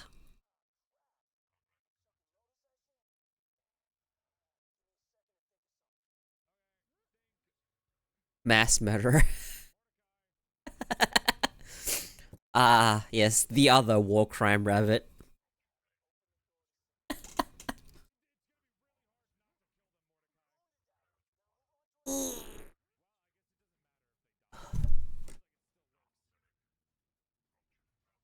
I know nothing about XC except that disease that make people grow teeth everywhere. Ah, yeah. Pippa has a mind of a marine and I would love to just buy her a drink and just talk. Dude, there's so many people I would want to do that for. Not necessarily your drink, but, you know, probably something. And just chat. Just have a conversation with. There's so many people. Picora does white-collar crime. Pippa is the mafia.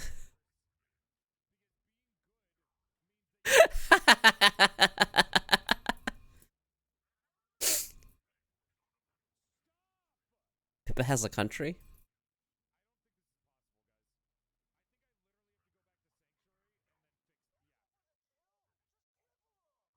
Ugh. Hang on.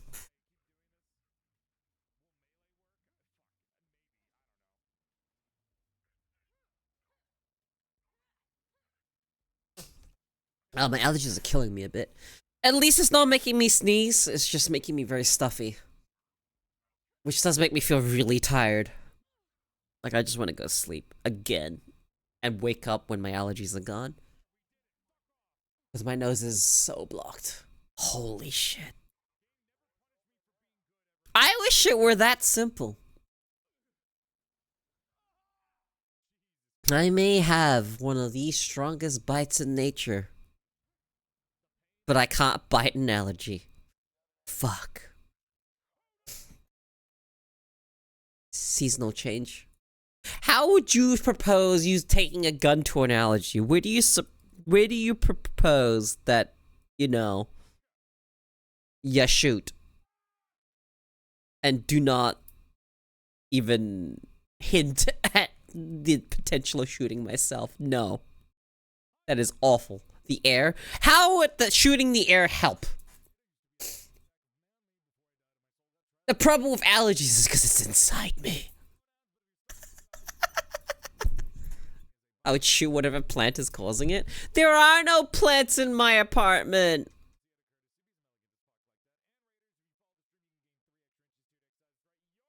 It's a seasonal change, man. We're going from winter to spring. And fuck. Sniffles. Ugh. Dying, dies.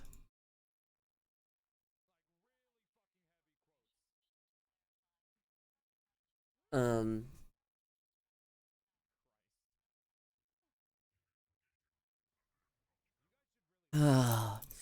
And I am so tired. 2 days ago, it was so bad that it was hot, and I wanted to cool my room, so I opened the window, and it was like a wave of allergies assaulting. Oh god, that's awful. My allergies have been like a lot tamer. While me living in the city has made it so much tamer. Just a season. Not. You know, I don't talk about that. I definitely don't like talking about that. But I'm one of the lucky ones. All right, mine's not that bad.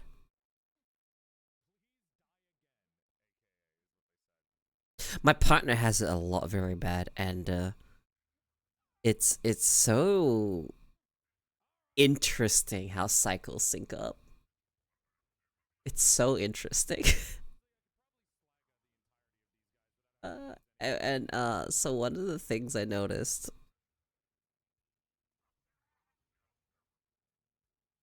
You know what? I'm not talking about this. It just got really uncomfortable, so I'm not even gonna talk about this. I don't know why. I don't like talking about it. Anyway, we're not touching that topic. Just pretend it doesn't exist. Happens every month, but pretend it doesn't exist. Even though I'm evenly roasted naturally.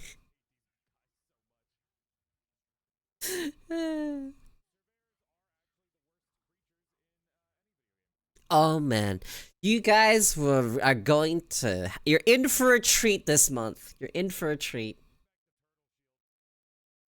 I can't wait. I am so looking forward to the streams that are coming up. Yep. What's the treat? I don't want to spoil. Once it's fully completed, then I'll start teasing it a little bit. Not even just teasing it. You'll know exactly what's coming up as soon as it's finished. As soon as it's finished, I will start talking about it more openly. But it's not complete yet, so I'm not going to talk about it. But you can expect to see it fully,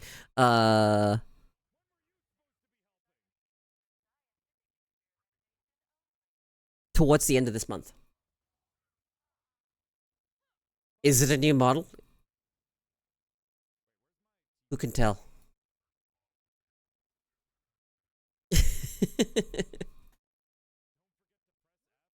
A booby job?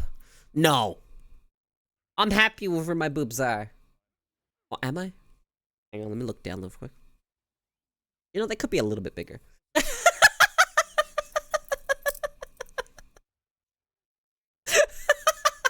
They're fine. I'm happy with them, but you know, sometimes you look down and you're just kind of like, it could be a little bit bigger. They could have a little bit more size. They could be a little bit more grabbable.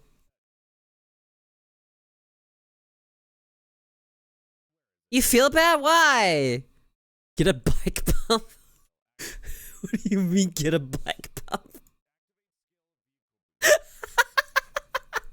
No.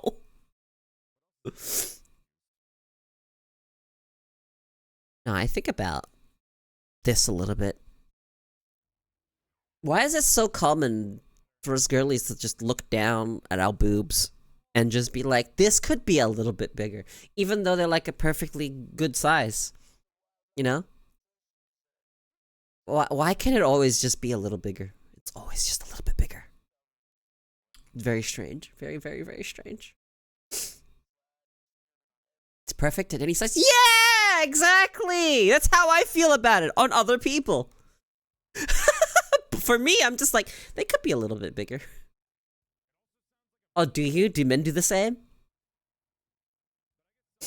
I too would like to go gadget big boobies on command. I've talked about this before, but I would like to be able to go gadget food cock. And then also make it go away. That'd be really cool. Wish 4 you could change boob size? Nah. I don't need that.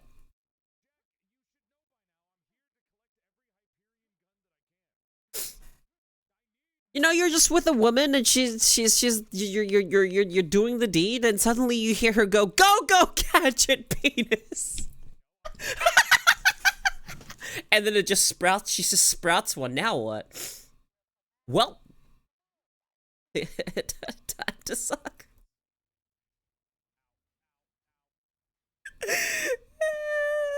Someone clip that? Why don't you clip it?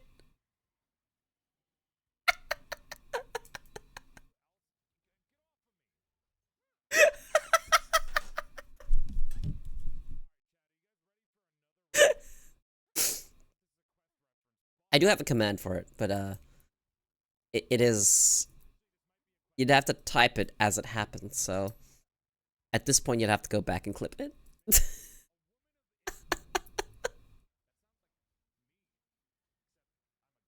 Those are the kind of clips you need, Ko? Fair enough! Oh well, get to it, someone go clip it, and then I will get it and throw it at someone later.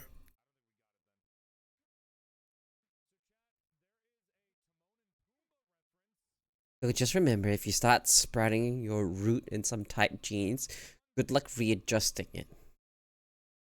It's easier if you adjust sitting down.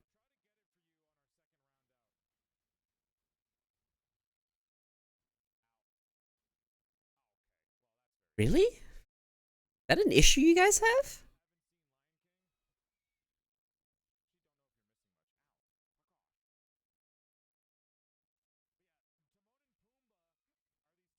Hey Diabet, thank you for lurking.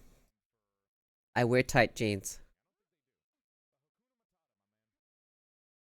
Wait, hang on, let me read. Sprout your root in, right? Oh, I understand. Tight space.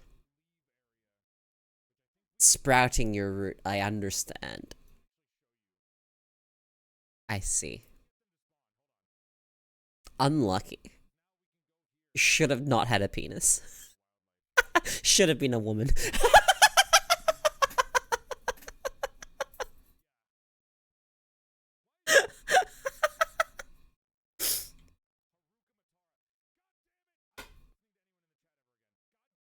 Anyway, listen, your legs know you better than you, trust.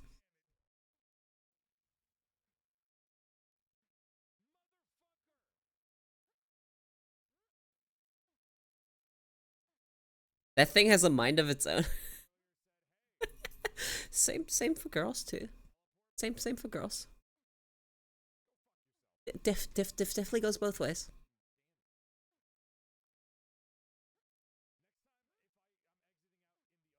Yeah, goes both ways.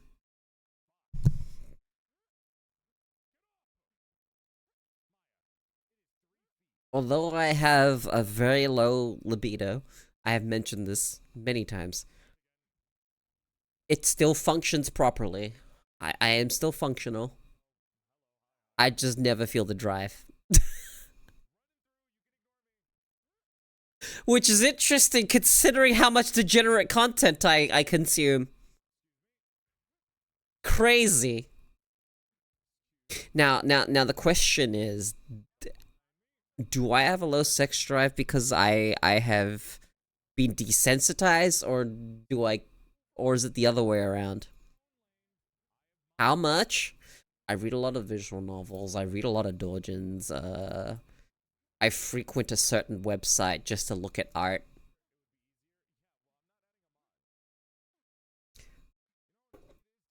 I always check it from time to time. Only one I am not showing you guys my browser history.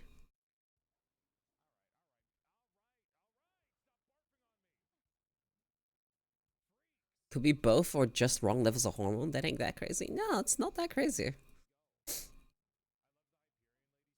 Look, I'm a consumer of culture. And I also have a lot of guy friends that I share it with.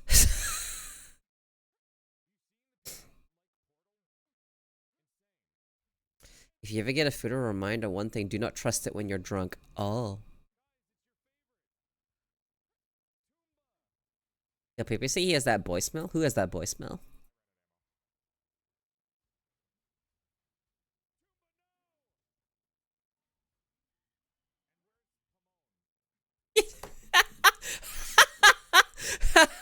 Paul, this guy, behave!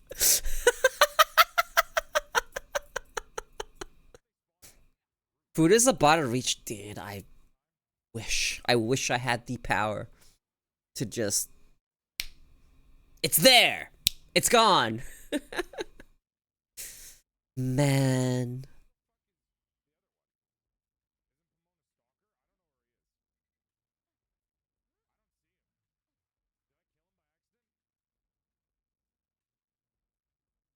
So... How do I find myself here talking about these topics with you guys?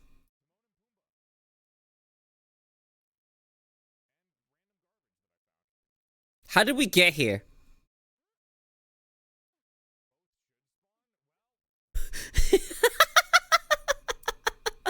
How did we get here? Same as usual ADHD. Yeah, I guess so. But how did we get here, though? I don't even remember what we were talking about. I know how I got here. Wait, how? I think it was off the Mimic branch? That far back? You're as sexually frustrated at us. Don't put it all on us. I'm not sexually frustrated, though. Did you listen to anything I said? How did you get sexually frustrated from what I said?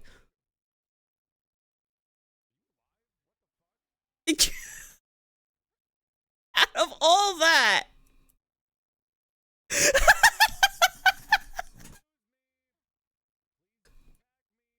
I'm very... Wait, what am I looking at? Not frustrated. Content.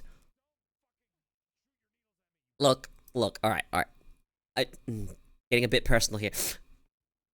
It happens a few times a year, and mostly because of me, and that's fine. No, listen to the cute crotlet is a sin worthy of a good slap. I was thinking about the food bar. Fair. Alright, reasonable. Reasonable thinking about the food bar.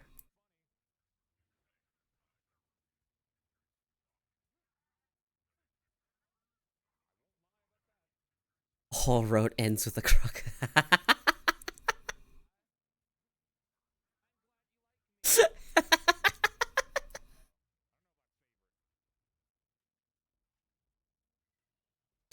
Yeah! Boobies of all sizes are great.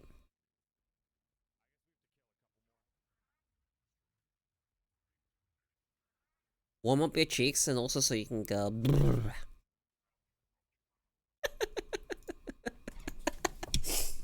I've done it before, you know? It's great. I've had it done to me too, so...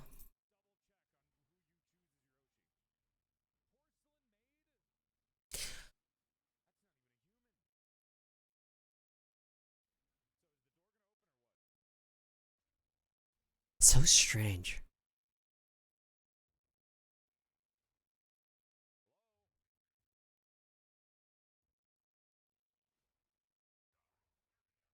You know, one of these streams, someone will probably draw you with one.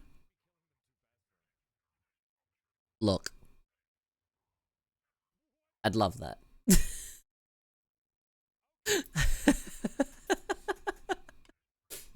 But, you know.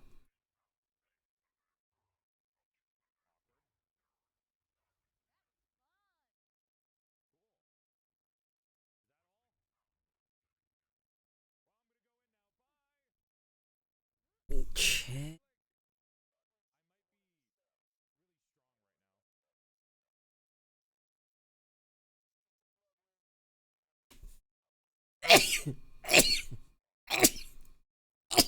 Excuse me. Oh fuck! Here comes the sneezing.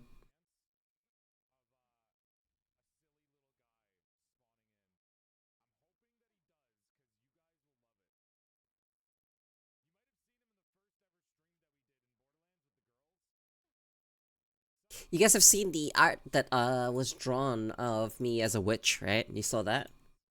It was done by Alfiria. It was very, very nice of them. Pick me.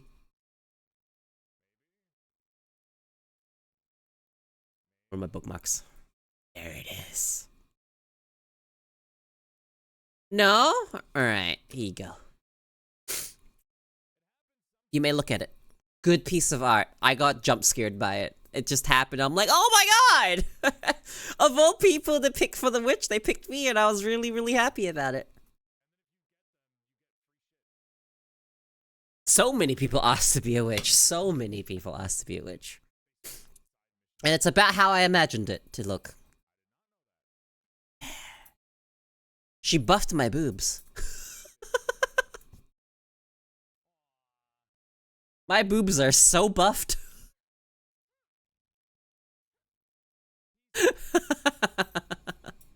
It's so nice. I love that art. They're not that big. Yeah, I don't have ginormous boobies. Although they're fairly big. Like if I take off my jacket, you can actually see the silhouette. Yeah, I'm not top heavy. I'm pretty well balanced. But I'm okay with it. It looks great.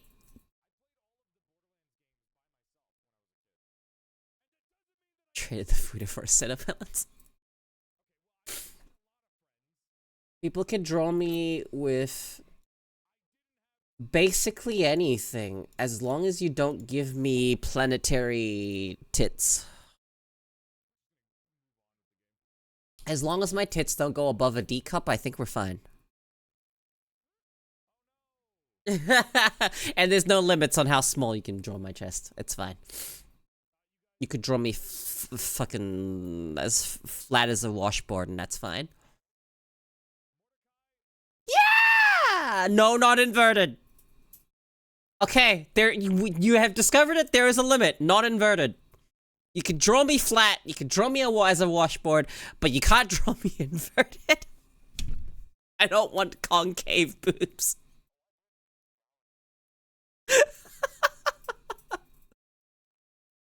Look at that pretty lady. Yeah. Save the flat for March. Why March? Is there a reason? Wait, context that I don't have.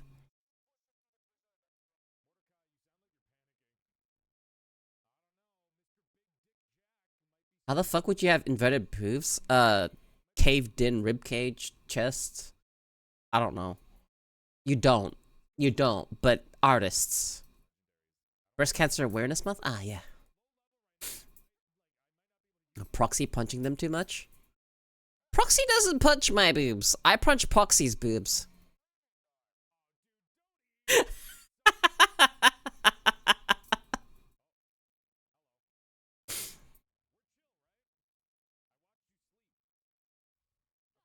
I was hanging out with Proxy and them like the other day, and you know, we were talking about objectification, and you know, and we were wondering. I'm just like, yeah, I objectify Proxy. Definitely. Are inverted like you're upside down? No, inverted as in like they sink into the chest like a ball. That's inverted boobs. See, you where your boobs are, instead they go inwards like a ball. Not realistically possible, but artists can definitely do it. You know, all they have to do is shade it in like the opposite way, and suddenly now it looks like it's going inwards and not outwards. Yes, so, you know. Not like that. That's like a limit. You can draw me flat. That's fine. Whatever. Not like that. I don't mind if my boob size isn't consistent. A human anatomy type of art? No, like that. Not like that. A faceless abstract doll girl. Abstract girl. I think you just invented a really neat concept. VTuber, except she has fucking... What the fuck is the word for it? I need to look this up.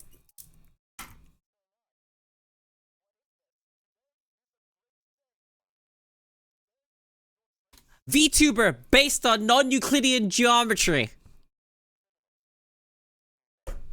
Oh my god! Fantastic concept!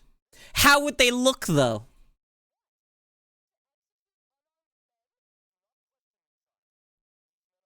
Hang on, I need to tweet this out.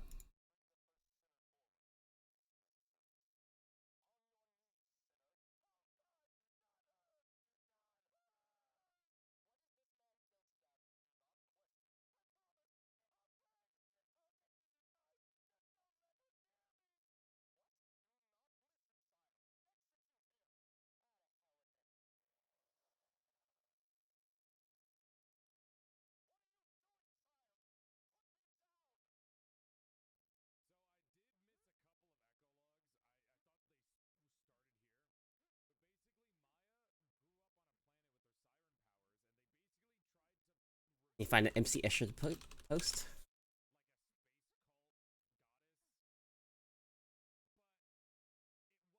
Which one do I like? Yeah, there we go.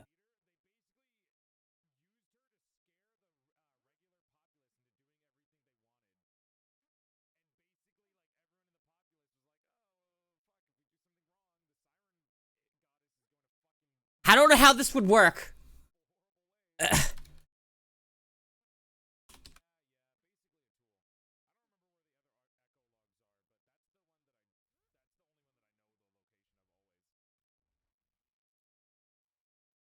Has he drawn a...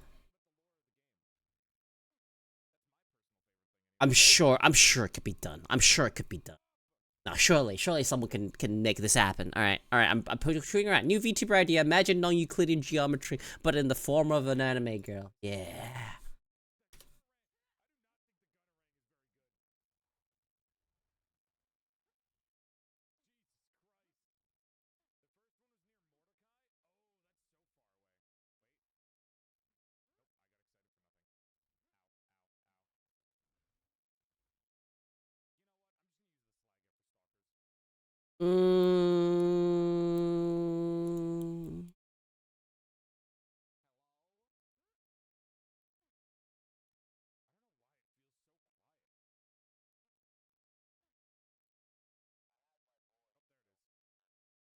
Okay, yep.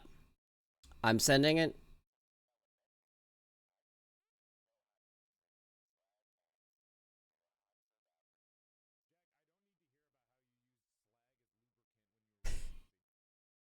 Alright. Alright, I have tweeted it.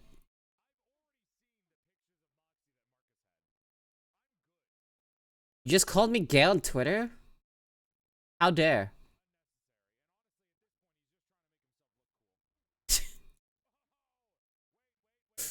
How dare you point out a fact?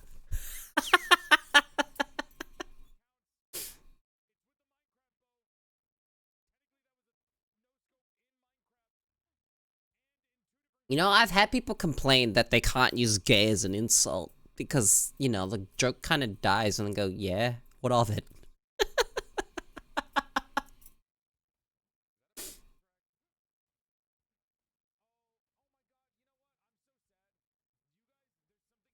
My favorite is someone that was just like, God, you're so gay, and I just look at them.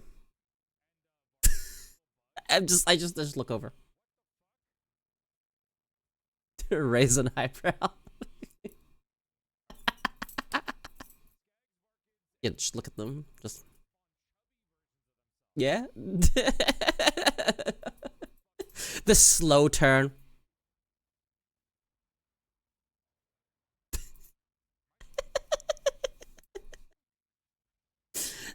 It's a privilege. It's a privilege.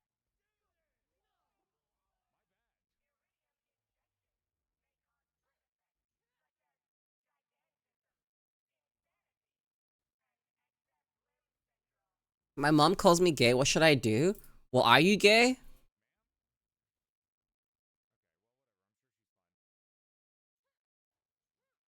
That's the question I have. Are you gay?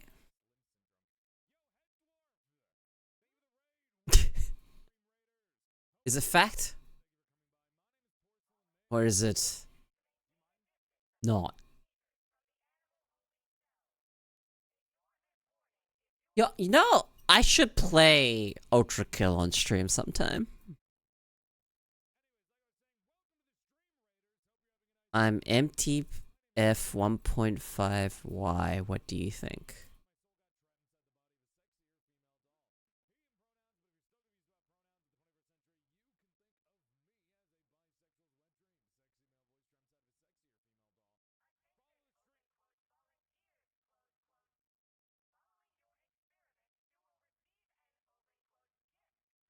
What is the 1.5Y?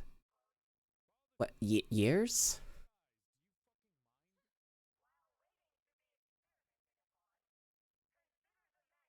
Transition for 1.5 years?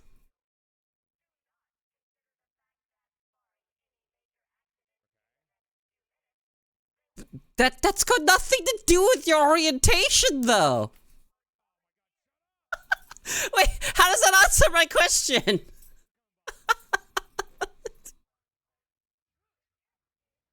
Yeah, okay, but how does that answer my question? Are you gay or are you straight? Like, I feel like that's independent, right? Of yeah.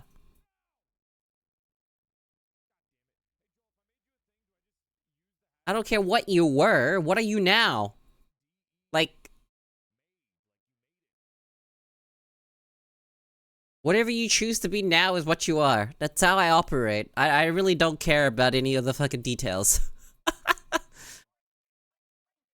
If my friends turned around and were just like, "Kyle, I'm a woman now," I'm literally like, "Awesome." I don't care whether or not you're fucking you want to be, you know, be whatever you want, live your life, empower yourself.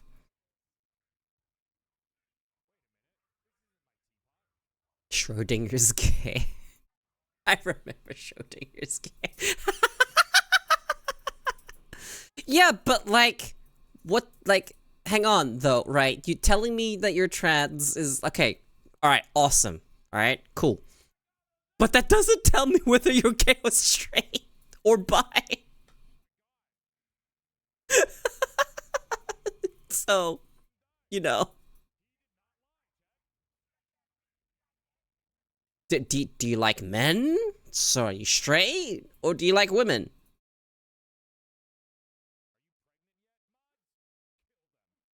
I'm still just as lost. Yeah, for me, when it comes to stuff like this, it's just whatever you say you are is what you are. I ain't gonna question it. You're not lost, I am lost. No, I'm lost. You're literally lost. But I am, like, metaphorically and figuratively lost.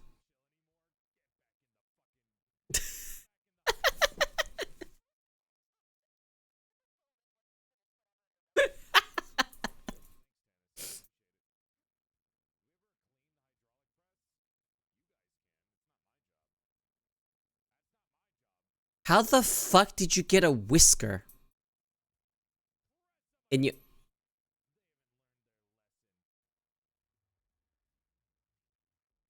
Guys, I don't think we'll ever solve this mystery. I don't think I have the answer of what they should do when their mom calls them gay. Either she's right or she's wrong.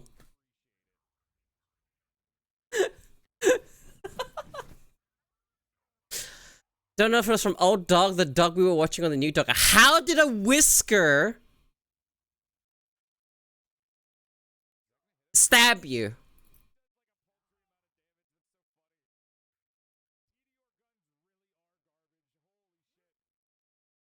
How did this happen?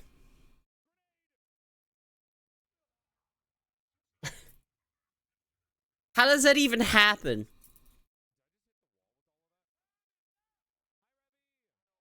Like, what? 12 millimeters long? That's pretty long. Hair splinters? You've had a hair splinter? Dude, I have never. Never. How even?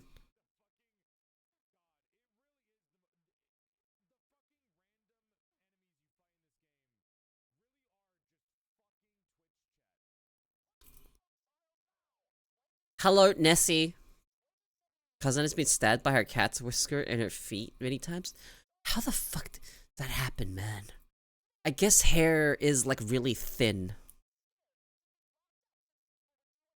So like, given the right situation. What's the difference between gay trans and straight trans? I'm confused. It's the same thing, isn't it? Right? No?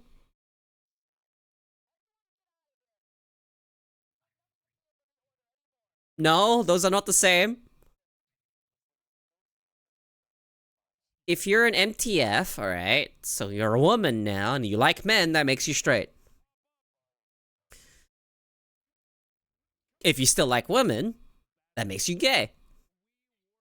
It's very simple. Yeah, very, very, very simple. That's the difference. Ko is saying it faster than I could type. How about you type faster, huh? Yeah, it's just very simple.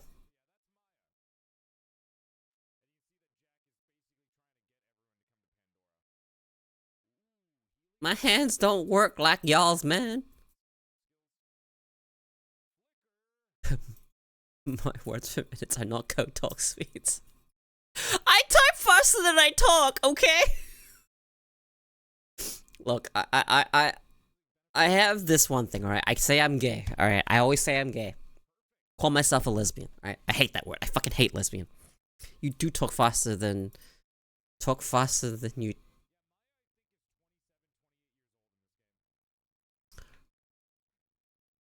You do talk faster than you talk.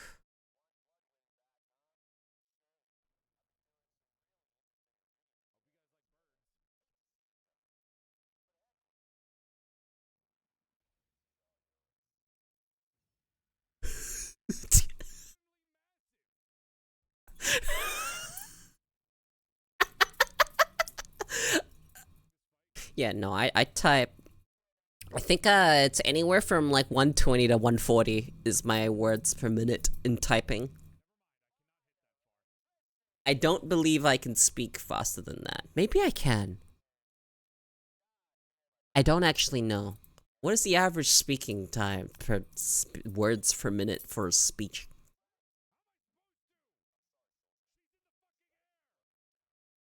Wow, and here I barely break 10. 10 words per minute? How slow do you type?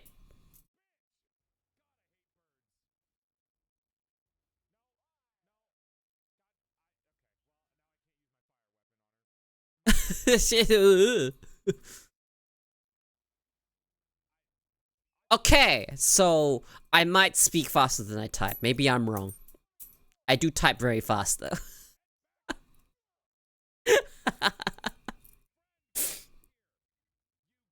Do you want to know how fast I can read? And retain information. About 98% accurate. I did a test. And they timed me. And then they told me how fast I read. I was kind of blown away. You do the dad thing with, no, not the hunt and peck. Please don't. No. Oh, move, move, move. Let me type it. What do you want typed?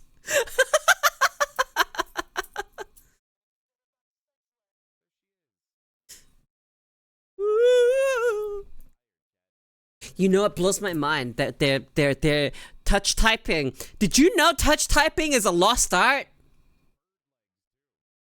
You've never heard it called hunt and peck?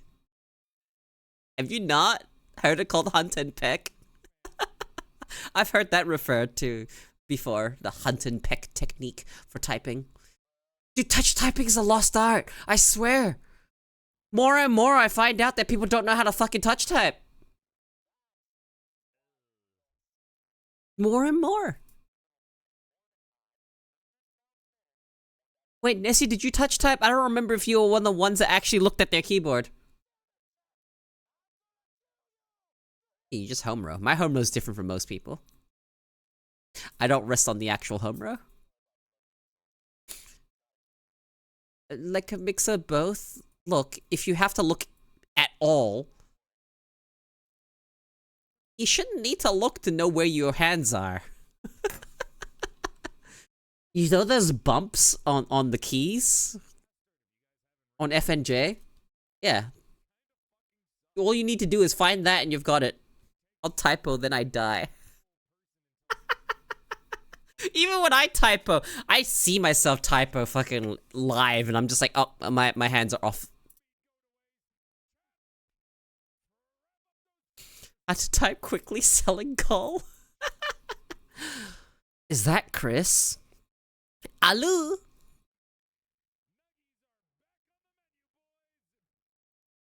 If I start on the wrong key, it's Jover. I gotta, yeah, it's Jover, dude. Backspace, backspace, backspace. Just hold backspace, delete everything, start again. Can you touch type, Chris? Need to know.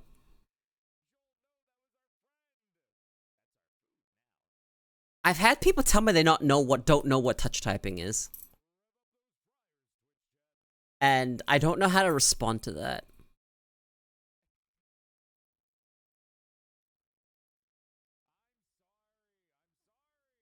Nah, I hold backspace. Actually, what I do sometimes is, oh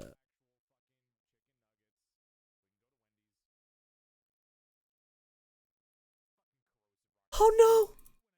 What do you mean you hunt and peck touch type? Oh god, what are you, some sort of abomination? What do you mean? Pointer fingers to type without looking? We found them, an anomaly.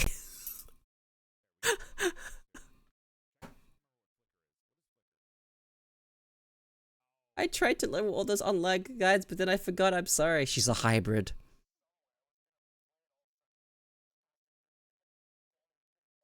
Well, see, Z is on the left and X is on the right. But they're next to each other. And Z is below A.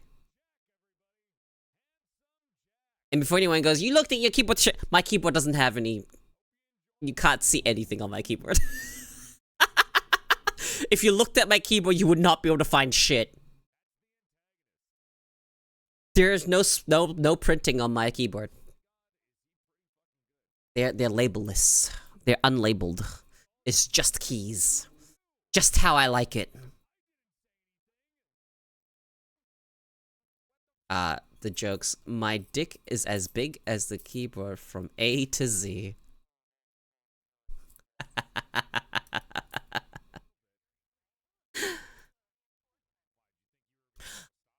I remember trying to learn.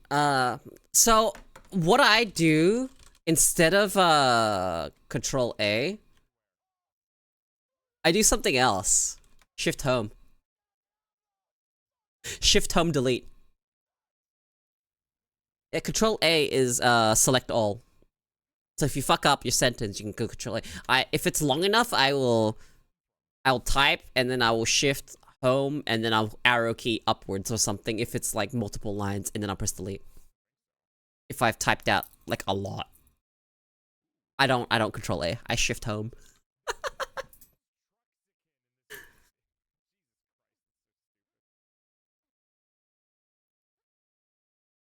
I forgot the keybind for selecting the last word. End. 40 words per minute? Damn. That's not bad.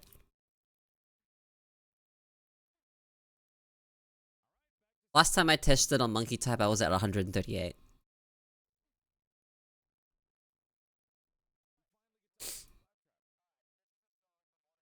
You know what messes me up more for my speed? It's comprehending what the fuck I'm reading.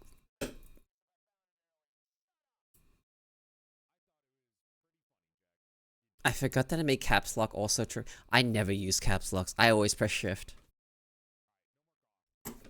I think anyone that uses caps lock as intended is like, other than to fucking type in all caps, is a bit of an anomaly.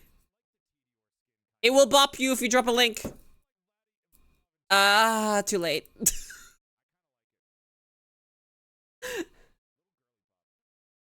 No. Here, if you guys want to know where to go test your thing, go to monkey type. Monkey type's really good. No, you got bugged for sharing a link. I read at a good pace, but I pride myself on my reading comprehension. I fucking memorize stuff if it's in writing. Yeah, my reading comprehension is pretty good. And my words per minute, without losing accuracy of the information retained from what I was reading, is pretty good as well. Last time I did a test for this, they clocked me at close to 1,000. 1,000 words per minute and about a 98% accuracy. I was just like, damn, alright, that's pretty fast and pretty accurate. I was just like, cool.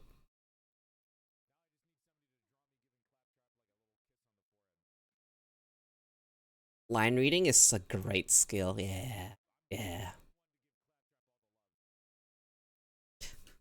That's how I read chat, is the moment you type a sentence, I've already seen the whole sentence. And now I remembered something. Fucking math showing up. Me saying that I look at a sentence and I've basically read the sentence. And saying that it was dyslexia. I can't even speak, man. I'm angry. You saying it was dyslexia. Motherfucker. The fuck do you mean? I don't think that's an ability you would associate with dyslexia. No? Am I wrong here? Being able to take on an entire line at once? That sounds suggestive. Okay, yeah,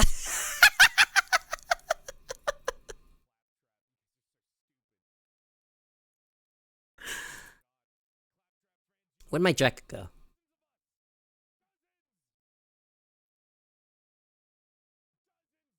I must have taken it off earlier.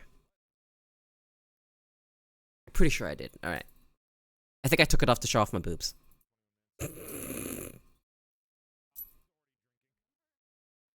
Taking an entire line at once sounds like bragging about your cocaine addiction.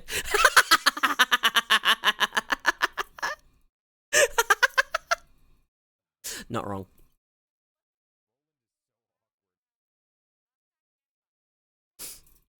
Does sound like that. I need to sneeze. Fuck. Oh, it begins. It begins. I both love and hate spring.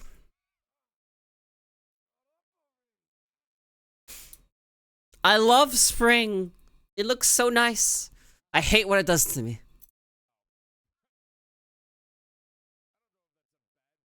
God, I need to not be outside during spring. Fucking sucks ass. I felt it immediately, the seasonal change.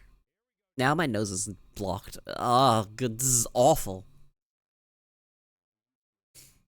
I probably sound like kind of nasally now. Spring. It's the end of summer. No, it's the end of winter. Oh yeah, I got a video to watch. I just happened to check. Yeah, winter just ended.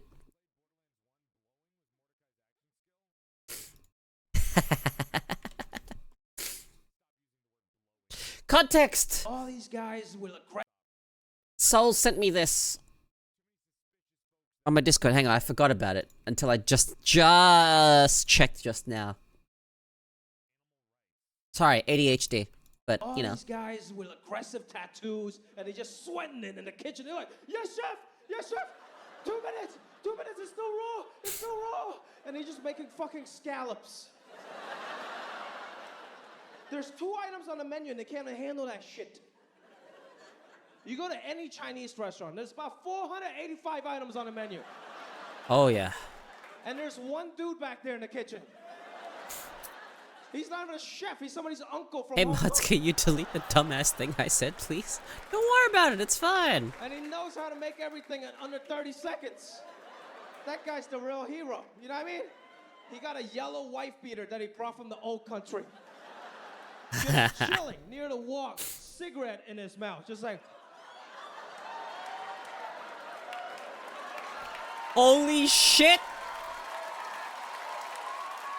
He's so right!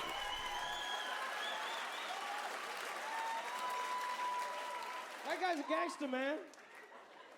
And he just cusses casually in Cantonese, just like.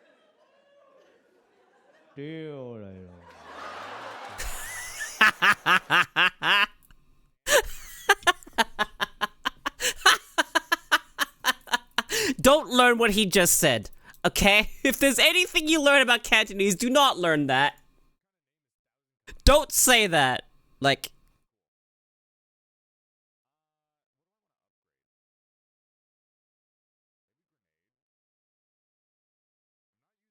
Give us a oh my god, you're gonna make me say it again?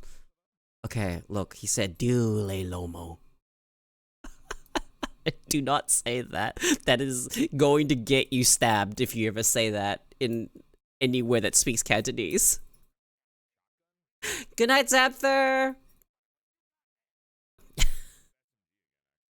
What does it mean? Fuck your mother.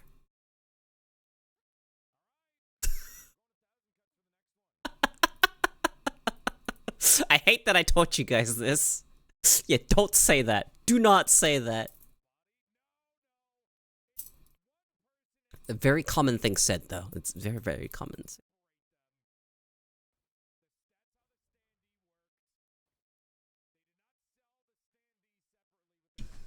I guess Soul Trade's not here anymore. I feel bad. What is that?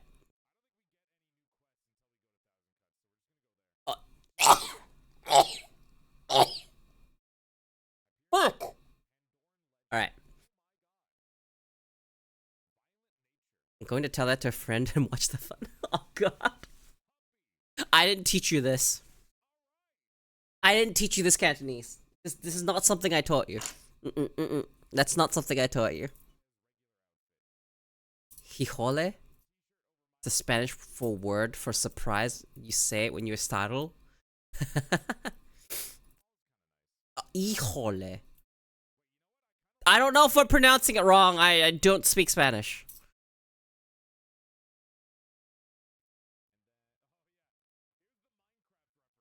Hijole?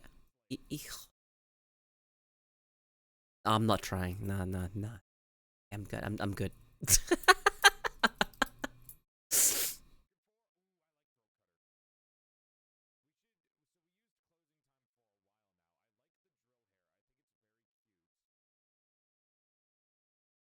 Wait, I think I've got it.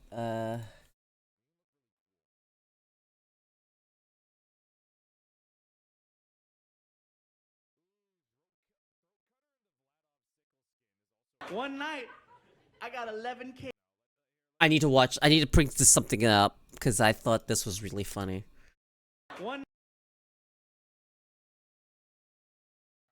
My favorite comedian, Gabriel Iglesias. 11 cakes. 11. and I took them home because I was local. And that's a fight no one has ever had at 3 o'clock in the morning. No one. Because you don't just walk into the house with 11 cakes. You make some noise, you know, freaking.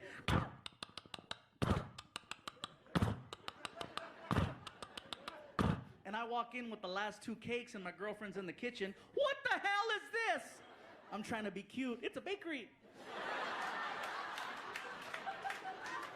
Where did you get this cake? The people at the show brought it, baby. Are you gonna eat all of it? Well, eventually.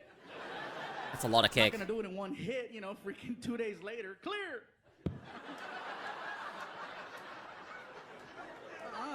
How do you know someone isn't trying to poison you? I'm like, with cake? Are you serious? What is it like? You live by the cake, you die by the cake, you know?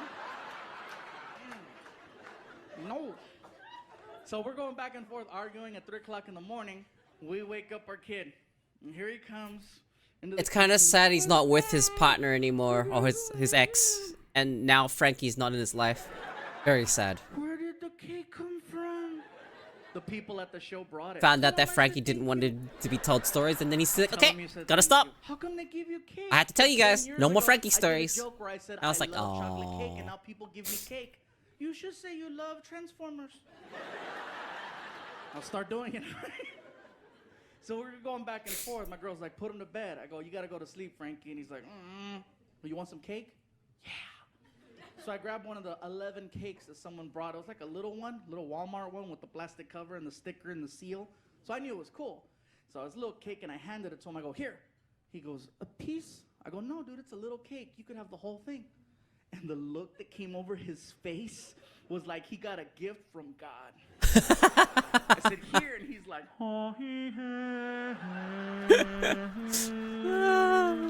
I fucking love him. Take it to your room. No mane padre. Gabriel. I love Gabriel. It's so good. Love me, Fluffy. Next morning, I go to take him to school. He's in the bathroom crying, right? You okay? My stomach. Too much cake? Yeah. Was it good? Hell yeah. Meet you in the car. 15 minutes later, he comes out to the car. He's all sweaty and get in the car and 45 minutes late to school. Usually when I drop him off, it's like on the side of the school, 10 minutes early or right on the dot. It's nice. They set up cones. There's a supervisor to make sure your kid gets out of the car okay. But when you're late, there's nobody there. So I figured, why leave him on the side of the school? I'll just drop him off in front. You're not supposed to do that. Dude, I would think it would be fucking hilarious if he got exposed to VTubers and used VTubers in one of his comedy skits. Like, in one of his, like, lines, if he makes a comment about... That would be so fucking funny! I want to see it so bad. I want to see Iron Mouse and Gabriel. He already knows Iron Mouse? Has he made any comments about it yet? I want to see the Iron Mouse Fluffy collab. Please make this happen. I didn't know and I didn't really care. We're late. Go. Okay, bro, I'm not so... Just go. So he cracks the door, and from out of nowhere, here comes the principal. And I know that's who it is because he's losing it. It's the principal, it's the principal, it's the principal. I'm like, dude, relax. I'm 32. I don't give a damn. Here comes the principal. Sir, this is Not the designated drop-off area. Please take your child to the other side of the school. You cannot leave him here. I was like, watch this. Señora, no sé lo que está diciendo. Está dejando a mi hijo aquí. Aquí va en la escuela. Su mamá no se levantó. Yo no sé. That's how you do it, homeboy. That's how you do it. That principal was amazing because she was like, Usted no puede dejar su hijo aquí. Saca la vuelta a la otro lado de la escuela. Allá sí, sí, aquí no. Allá sí, aquí no. Yo no soy pendeja. I love this so much, dude. Witchy. pendeja! Soy pendeja.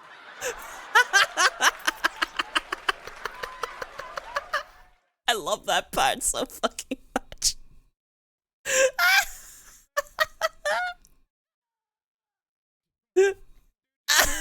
It's so fucking good. Yo no soy pendeja! It's so fucking funny. Dude, I only pick up little bits and pieces of Spanish from fucking watching a little bit of Iron Mouse, and mostly from Lele. I just learn what some words mean, and I'm just like, oh, okay, fair enough.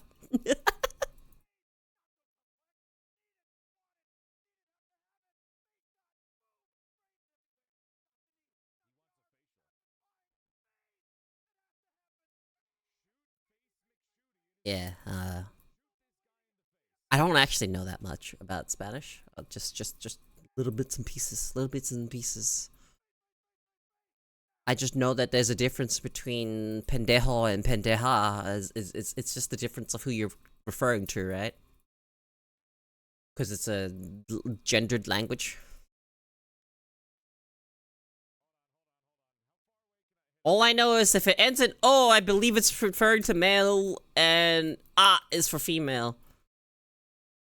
And Latin X is fucking stupid and no one likes it.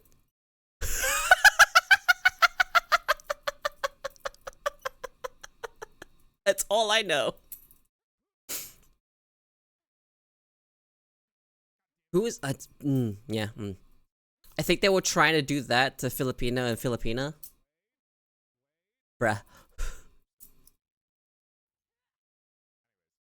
Trying to fucking make gendered languages fucking gender neutral is fuck off, man. Fuck off. No one asked for this.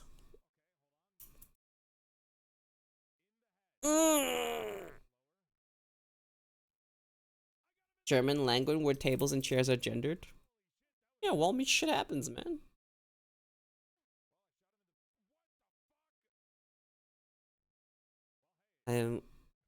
I have no idea what you said, but I'm assuming it's a small amount. Right?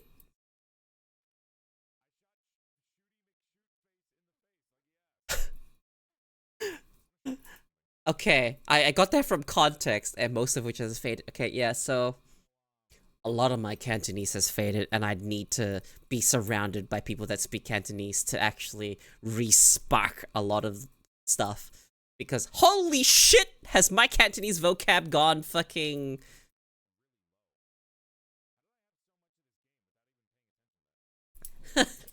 the fucking... Ooh.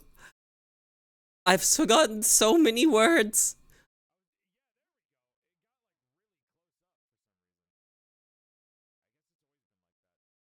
Like, I remembered a couple of words from when I watched the Cantonese movie recently, and I remember, siu sama, it's a fucking, oh, be careful. I'm like, oh, okay, yeah, okay, that's a word that exists.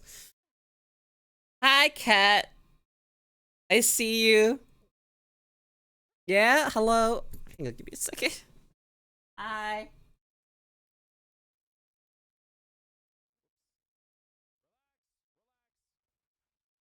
She wants some head scratches.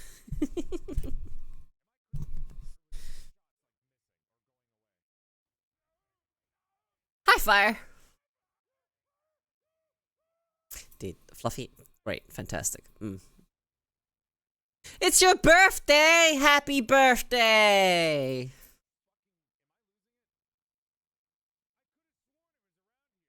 It's your birthday today. Birthday today. It's a cat licking your birthday cake. It's your birthday today.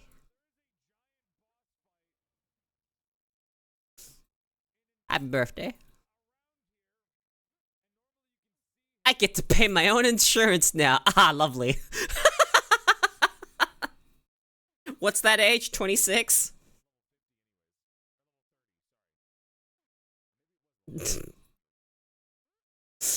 Ah, yes.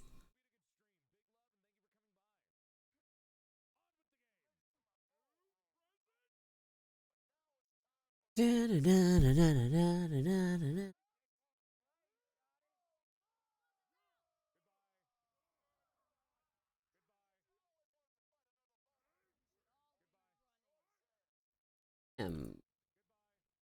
so tired. Luckily, I know insurance. That's good. That's good. That's good. That is good. That is good.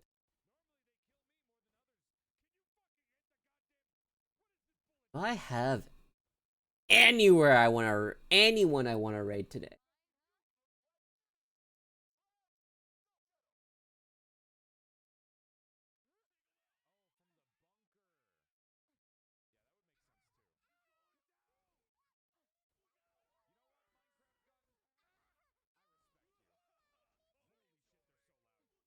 Nah.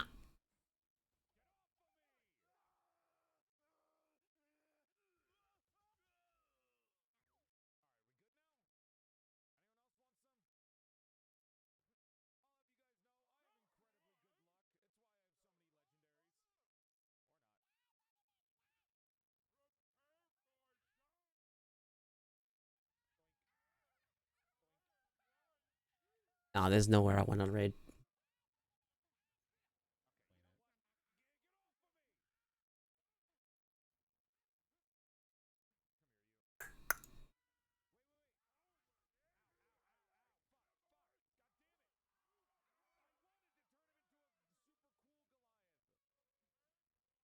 Okay, so I'm just gonna end stream. And like, lay back down, honestly. Cause holy shit, allergies really fucking put a huge damper on streaming. God. They're like 3 issues? 1 makes me really fucking hungry. 2 makes me really fucking tired. 3 makes my eyes really itchy. And that is a combination of fuck all of this, I'm laying down. I fucking hate allergies so fucking much. Alright, I'm going to fucking stall for like 2 minutes so we get to have 3 hours. I'm not gonna rob you guys of those 2 minutes. Because I feel well enough to at least survive for an extra 2 minutes. So, speed round. Okay, here's a question. Alright, now, answer with wood if you would. Alright, that's it. Okay, hang on. Alright, speed round. Alright. Centaur. Okay, we asked this already. Centaur. Harpy. Spider Girl. Slime Girls. Dullahans. What else are there? Dragon Girls. Lizard Girls. Elves. Oh, Lamias? That's another one. What else is there? Thinking. Bug Girls. Any of the Bug Girls. Insect Girls. Any of them. Now, if your answer to all of them is wood, then type wood. If it's not all of them, then tell me which one.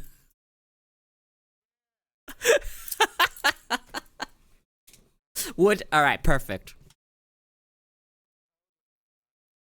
Speed round, you know?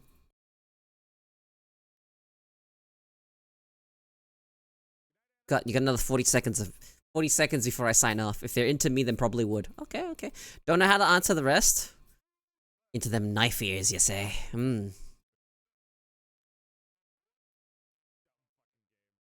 Them knife ears?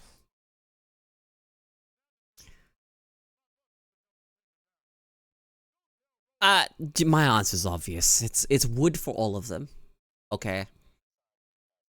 Wood for all of them. If it is a monster girl, emphasis on girl, then I'm into it.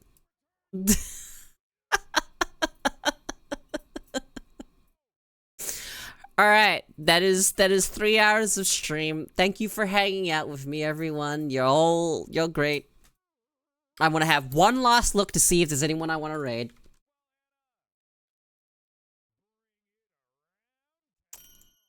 One last look. Thank you for the follow. No. I'm not really part of that side of the community anymore, so it would be a little. I know who I can raid, actually.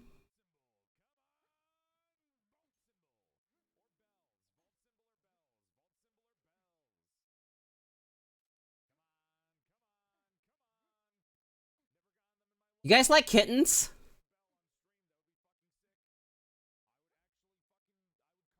Alright, so that's what I'll send you guys. So you guys can look at 24-hour-old kittens and their mama. So I'm gonna drop my social, so hop in my Discord if you want to keep up to date with me. Twitter if you want to see the fucking random dumb things I post on Twitter, and etc. and everything else and whatnot. I love all of you. Y'all make me enjoy streaming because I really like sitting here and yapping for however long. Probably will be longer streams in the future. Now, I have interacted with them very briefly on Twitter. Let's make sure I write their name correctly. They have a really neat model. 24-hour co-stream? No, not happening. At least not for a while. Anyway. Goodbye, everyone! Thank you for hanging out!